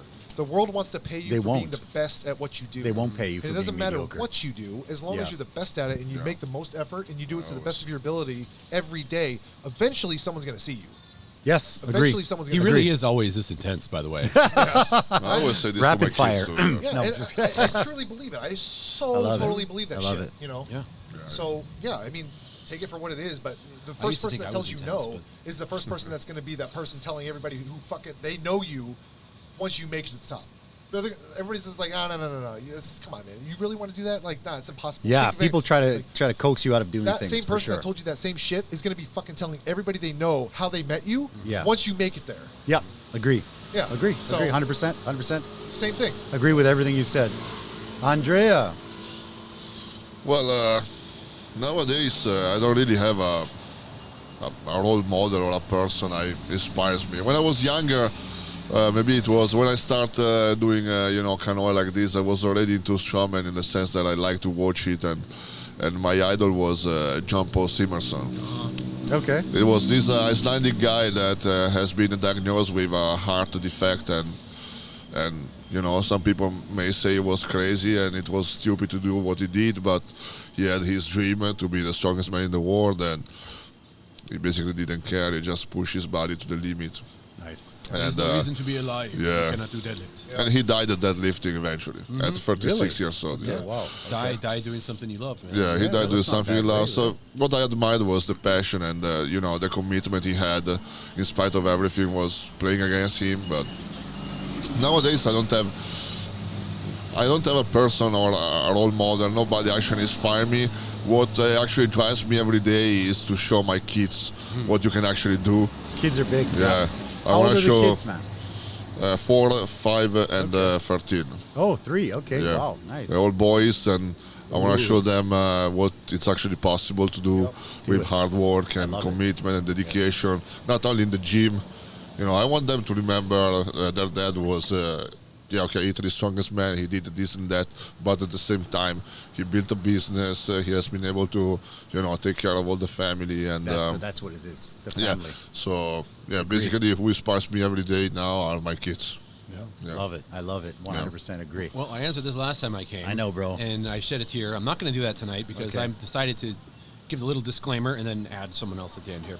My dad, who's passed away, and my son, who I don't get to see enough of.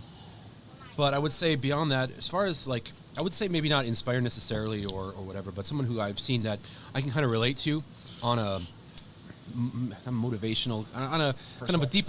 I've never met the guy, but just from watching some of the things that he's posted on the internet and whatever, I felt I had a really, really close connection with this person. That's actually Eddie Hall, dealing with mental health issues and dealing with all the shit that he went through as a kid. Yeah. And not even really knowing anything about this, just knowing that he's the dude who pulled 500 kilograms for the first time. That's crazy. And, won World's Strongest Man in 2017. And then afterward coming out with all the little hypnotic tricks and all these things he had to do to trick himself to do these sorts of things.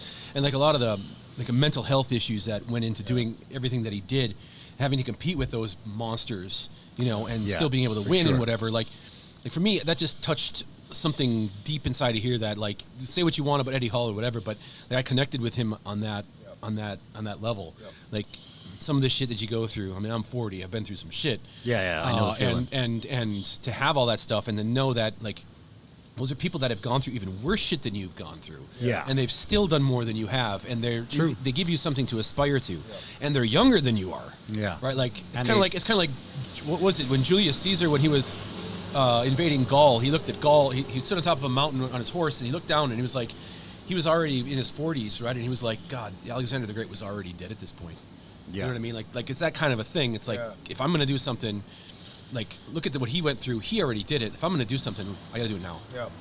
Eric Thomas is that person, by the way. Eric Thomas, yes. E.T. Oh, Rebecca, yeah, E.T. okay. Yeah. Some of the stuff, what he says, he's like, being homeless. Yeah, living living on the streets, like not being able to graduate high school, not being able to graduate college or whatever. He's like, yeah, I failed. Like, how many years did it take me to graduate? Yeah. How many years did it take me to graduate college? How many, like, I was broke, homeless, blah, blah, blah. Come from a shitty, like, my mom was a crack addict. Yeah, like, I come love from when the he talks. fucking broken ass down slums. Yeah. You know, and now he's an, like, international motivational speaker, and now he's like a, you know, making money and everything. Like, it's not about what he did as the end result. It's what he had to go through. That I really think that's just like, man, like, Love no matter that. how bad you got it, there's always going to be somebody extra that's got it worse than you that would trade places with you in a single day. In a second. So what is your excuse? If you follow the MMA, look at like Francis Ngannou. Hey, What I he love went that. through and what he did. And Yeah. something that I like also, I like as a relationship, what they've been able to establish, we mentioned that before, was between Cus D'Amato and Mike Tyson. That is also something that really inspires me on the relationship I have with my kids, because it was not a coach and athlete relationship anymore. At some point, it was more like a father and son. And he has been teaching him about life, and he has been able to change his attitude and put his anger towards something useful. So he's, also Cus D'Amato was a great guy.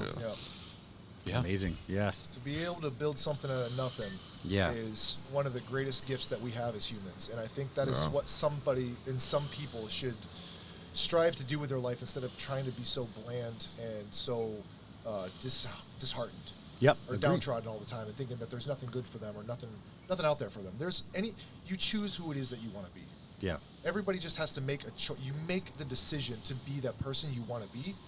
And regardless of your situation, you could always better the situation and circumstances for yourself. For sure. 100%. Yeah, 100%. Agree. Beautiful. Sometimes you need to hear stuff. I agree. It's the truth. Exposure, man. Yes. Beautiful. So, a couple more questions. Memorable moment in your career. Do you have a memorable moment in your career? Sporting career, probably it has been... Or life, yeah. Yeah, in my sporting career, it has been probably when last year I tore my pec 2 weeks before comp. Okay. And the competition was just axle, clean and press, and max deadlift. Okay. So I wasn't able to do the axle. I only focused on the deadlift, but I felt something was not right. I mean, if you deadlift heavy, you know that kind of you stretch your back at some point. So I was feeling the pain, and I was shooting for 400 kilogram back then again. I mean, it has been my goal for quite some time. In the end, I pulled 390. Yeah. Still raw without a suit. And it was, what was amazing about that is the story that's behind my adventure in Strongman in respect of my wife.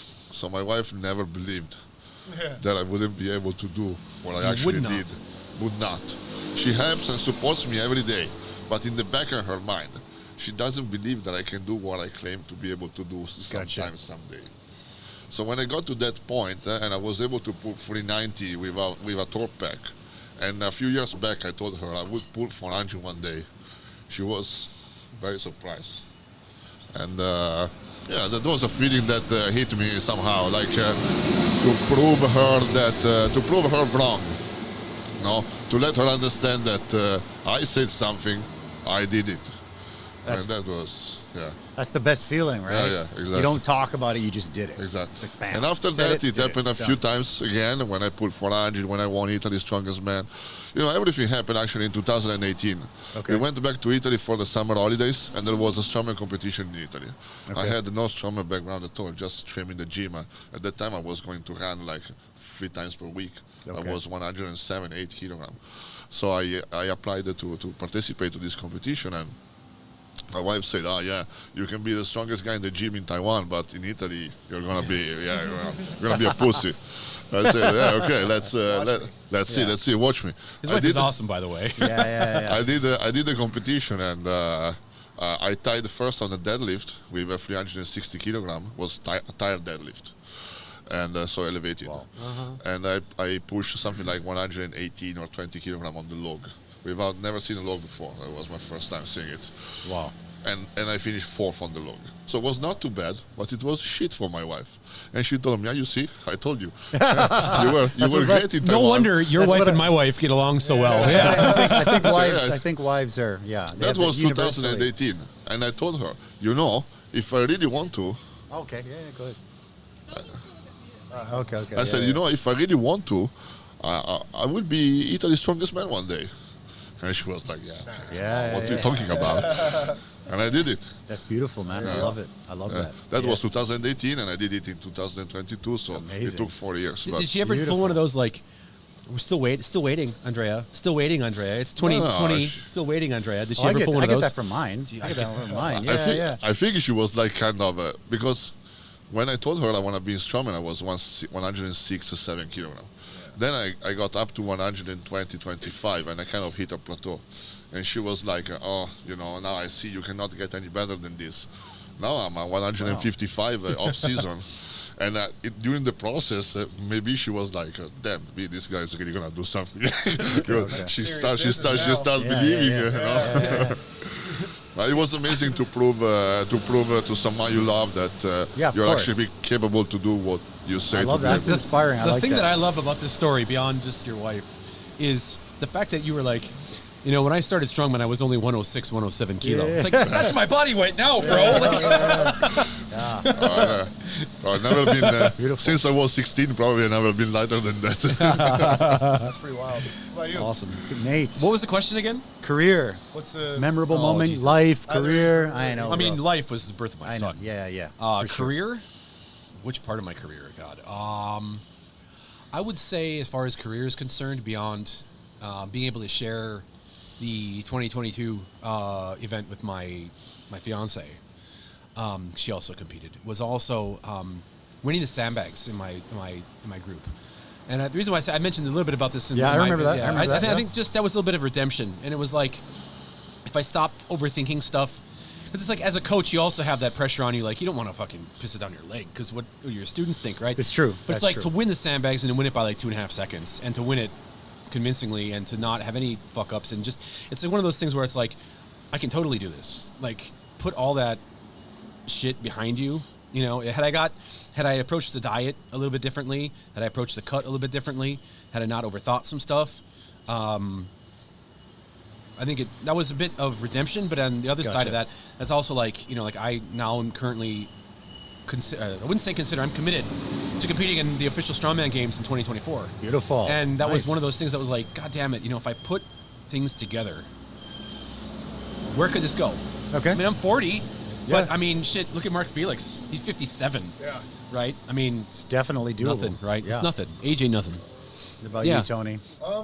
Life achievements or career, I would say because I'm like fresh in a strongman or power games. Gotcha. Like a summer's eve. Yeah, pretty much. Yeah, so coming out of because I swept from bodybuilding. The beard's looking good though. I'm sorry? The beard looks good though. No, thank you. Actually, it's kind of in its adolescence right now. It's looking good. It's looking good. Everybody's got the beard. I mean, only Eddie is an adolescent here. I know, man. I'm just like, man. I mean, it's definitely in its adolescence, but no, I need to work on the beard. Yeah. Hey, just grow it, let it go. And I think for me, there's a couple things. Like, first of all, there's been a lot of doubt, like pessimism as I've been growing up.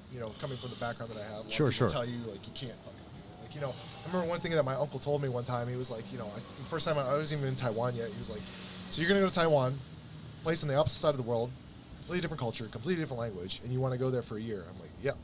He's like, you're fucked. I'm like, wow. Okay. Watch me do it.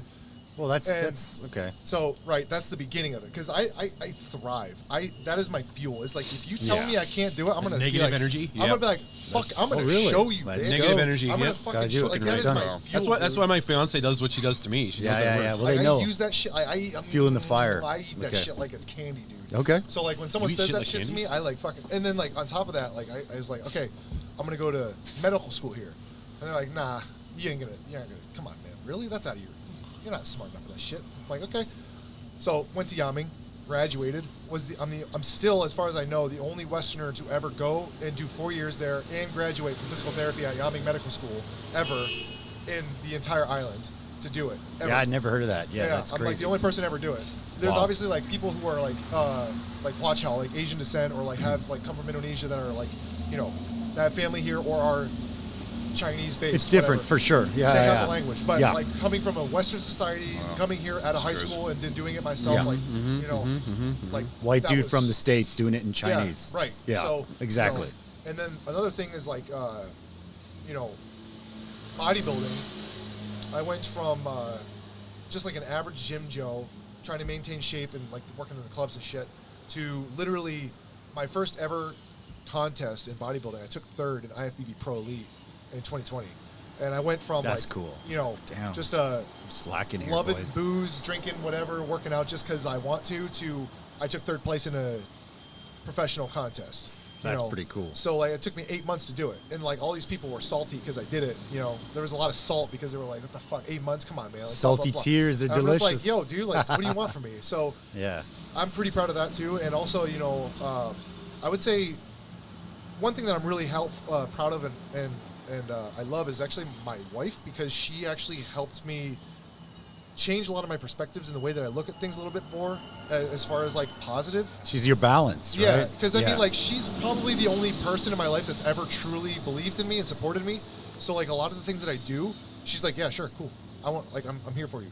So like for me, like that's like my rock. You know what I mean? Gotcha. Like that's my base. So for me, I'm like really proud of her, and I'm really grateful for her as well. Just got your back. Yeah. Exactly, and you know, like, because she met me out of like the shittiest time out of my life. Like I was Low point, yeah. 2017 or something. Like I was homeless for like 6 months.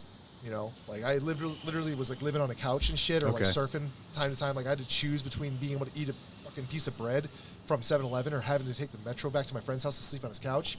You know, or I had to stay on the bus stop and eat that and be like a little bit full with food in my stomach. So like I had to make those choices before. So like being able to go from that shit to like now is like. That's why, like, sometimes when people talk to me about, like, oh, I don't have time or I can't, or, like, the excuses start, I'm just like, no, I don't want to hear it. I don't want to fucking hear it. Like, you choose. I chose not to do that shit anymore. I chose not to be that person anymore. Yeah. And a lot of people don't fucking know that, actually. Yeah, so, like, sometimes when they talk to me, they're like, oh, blah, blah, blah, like, you know, it's not fair. Like, life is like this. I'm like, life isn't fucking fair to anybody, bro. It's the truth. 100%. Life is not fair to fucking anybody. You're you're preaching to the fucking choir, my 100%. guy. You know, like, I have a question. I have a question for all of us. Go ahead. Shoot. If you had to choose between time and money, which would you choose and why? Depends on what you're speaking about as far as the question and time like for sure. When you time for what and how long, and what is your dynamic with that, and money is for what scenario and how much money and for when.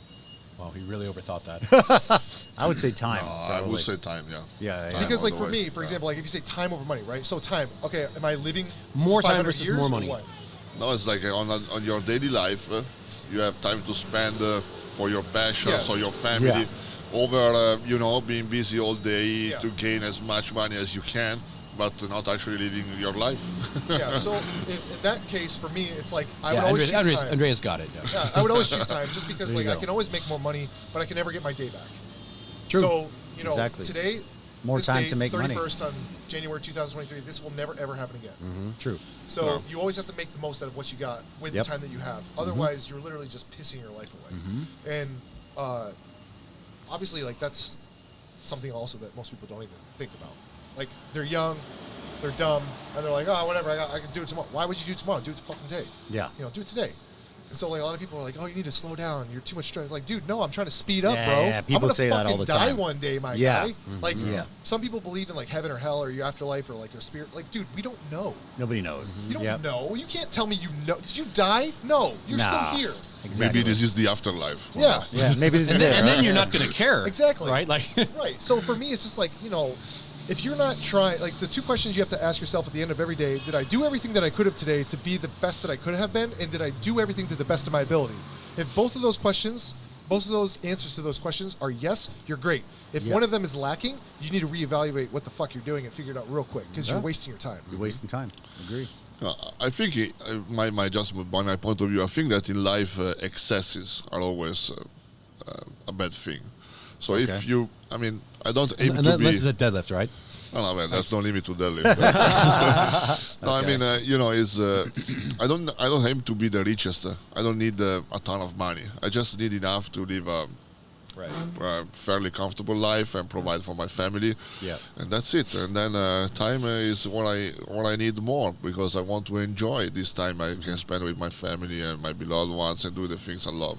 So what's the purpose to put most of my time into making money if I cannot share it with the people I love? That's no point. Yeah. Ooh, deep. Yeah, that's Eddy? no point, yeah. Oh man, mine's for sure time, because I definitely would. If there was unlimited time, then you can use the time to make more money. Yep. And I'm similar to Andrea, where I think that, I've been working hard to build this business. It's 15 years old, and we will do some expanding. It's good. Things are good. Could I have more money? Of course, but I'm pretty happy. But I think I'm very positive. So every year, like I was saying with my wife, every year I'm like, oh, this is the year. This year we're going to make more money. This year we're going to make more money. And now she's like, you say that every year, Why not, dude? And I'm just like, hey, let's keep going. Let's just keep rolling. Otherwise, what do you want me to say? Because there was other times where you're like, geez, should we keep doing this? We're not making any money. It's been like 10 years, and then you're just like, damn. Like when I had my first kid 14 years ago, I mean, as soon as it was born, I was like so worried. Like, how can I provide of him? And I think it flips a switch when you have a kid. Yeah, right? so it's like, no, I need to work now. I need to make money. And I've been worried for so long. And then when he was like 8, 9, or 10 years old, one day I was like, oh, I'm so worried. How can I provide for him? And then suddenly I realized that he was already 10. I said, damn, I've been worried for 10 years. But you're this already guy, you're doing it. You're doing it. Agree. You want to answer that one? Well, I think everybody knows. Everybody knows the answer. Yeah. For sure. From a guy who doesn't really have a lot of money, but is 40 years old, man. Time, let me tell you. But I know the feeling, man. I mean, like I said, the restaurant, everything's good. But also, like, I haven't seen my family in 5 years. Right. I haven't seen my mom, my dad, my brothers, sisters. So, you never get that back. Yeah, you never get that back. Yeah. Like my daughter, I took her to Canada when she was 5. Nice. She's 11. Yeah. Like that's a big difference. 5 and 11. That's a huge gap. That's half her life. Yeah. So yeah. I mean, I need to definitely make some more money, but things are pretty good. I think after I had my daughter, definitely something clicked in my brain as well, where I'm just like, can't fuck around anymore. Exactly. We got to go. Let's go. Yeah. What do you have to do? Just do it. Do it. Yeah. 100%. Yeah. Yeah, man. Beautiful. Thank you. I appreciate everything that you have, and I appreciate giving the time to us today. Oh man, my pleasure. Awesome. My pleasure. I've only Thank got you very one much. question for you guys, man. One last question. Do you want to reap or wait? No. Yeah. You know what? I'm thinking, damn, I missed my chance to smoke that. I'll do that in a sec. That's all but good. when you guys are older, after you've achieved all your goals, and then there's a biography movie about you, who would you choose to play you? Fuck, I don't know. Just throw a weird one in there at the end. Yeah. I don't even know. Who would I choose to be? Who would you choose to play you? One of my kids. You're like 65, 70. One One of of your my kids. kids, yeah. Perfect. Nice. Very nice. I don't even know. I don't have an answer for that. To be honest with you, I am speechless. All right, I stumped do. him. I do. Okay. When I'm done, I'm dead. I'll let other people choose. Yeah. Okay. I'm done, I'm dead. Okay. But I mean, you don't have to be dead to have the biography done about you, for right? sure. No, because I don't. I'd like because it's like when I'm done and all my goals are achieved. Like my goals are never achieved. Oh, they're never so, achieved. yeah. Okay. It's Gotcha. like when I do something and I finish it, it's like, okay, what's next? Yeah, that's the Right? truth. It's like when Andrea pulled 401, Yeah, he's like, exactly. yeah, all right, 430, Okay, 440, yeah. right? And then when he pulls 440, it's gonna be, why not go after Eddy's There's no record record. or whoever's Let's do record it. that is going to be at Crazy. that time, right? That's Maybe it's wild. Makarov, right? Who the hell knows, right? It's That's like true, yeah. that's the great thing about what we do. It's like you Yeah. define your records, you define your goals, but then it's one of those things where it's like, unless you retire, of course, and I don't plan on doing this forever. But it's like as soon as I walk away from this, when I'm done competing, or when I'm done, And on to the next thing. Yeah, On to the next Next thing. for mountain. Sure, yes. Next Yeah. mountain to And climb. that's unwritten. That's right. That's unwritten. So who do you choose? Yeah.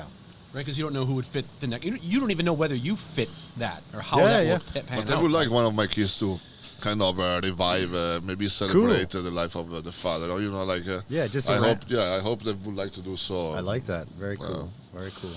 If not, that's okay anyway. Yeah. No, I'm just curious. Yeah. That's a good No, question. that's a good. That's a yeah, great I just question. I was figured. like, wow. Yeah.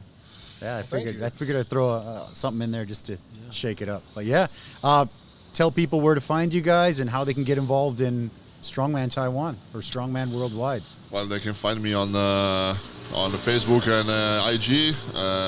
My ID is big lowest score Andre lowest score 1. So Okay. big Andre 1.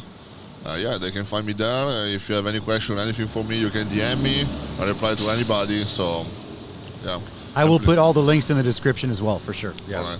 Yeah, you can't ask me because I have to look at my phone because I just changed my handle. Nice. Oh, did you? Yeah, you have to look That's at my awesome. handle. That's all good. All Put it good. in the all link, good. yeah. Nathan No, it's like _ Shiatoa _ strongman something. I Yeah, don't know. I changed it recently. Oh, really? Okay. Cool. I'm pretty easy to find. Just typing Tony Capatch in Google or Colonel, my Gotcha. Chinese name. I'll pop up. I'm like the easiest person to reach. All my shit's public. So, like, if It's you, part of the gig, right? yeah, you just go Everything's fucking public. Type it in, you'll find me somewhere. Yeah. Yeah. On But, some TV show somewhere, yeah. Something, yeah. doing something stupid. I'll probably regret. No, I'm just kidding. In 2024. There you go. 2024, the big one's coming, right? Yeah, follow us because in 2024 we are planning to arrange this big competition, big event, and That's going to be great. we have it Beautiful. done. Yeah, stay tuned. Yeah, as you say, Excellent. All Well, right. thank you guys. Thank you, Eddie. Thank Thank you. brother. you, Eddie. Thank you very much. Man, appreciate that Man, shit. It's awesome. thank you guys for coming. I appreciate it. Let's go in and have a beer or something. Yeah, thank do you it. guys for watching. We'll see you next time, next week. Take Bye-bye. care, guys. Thanks.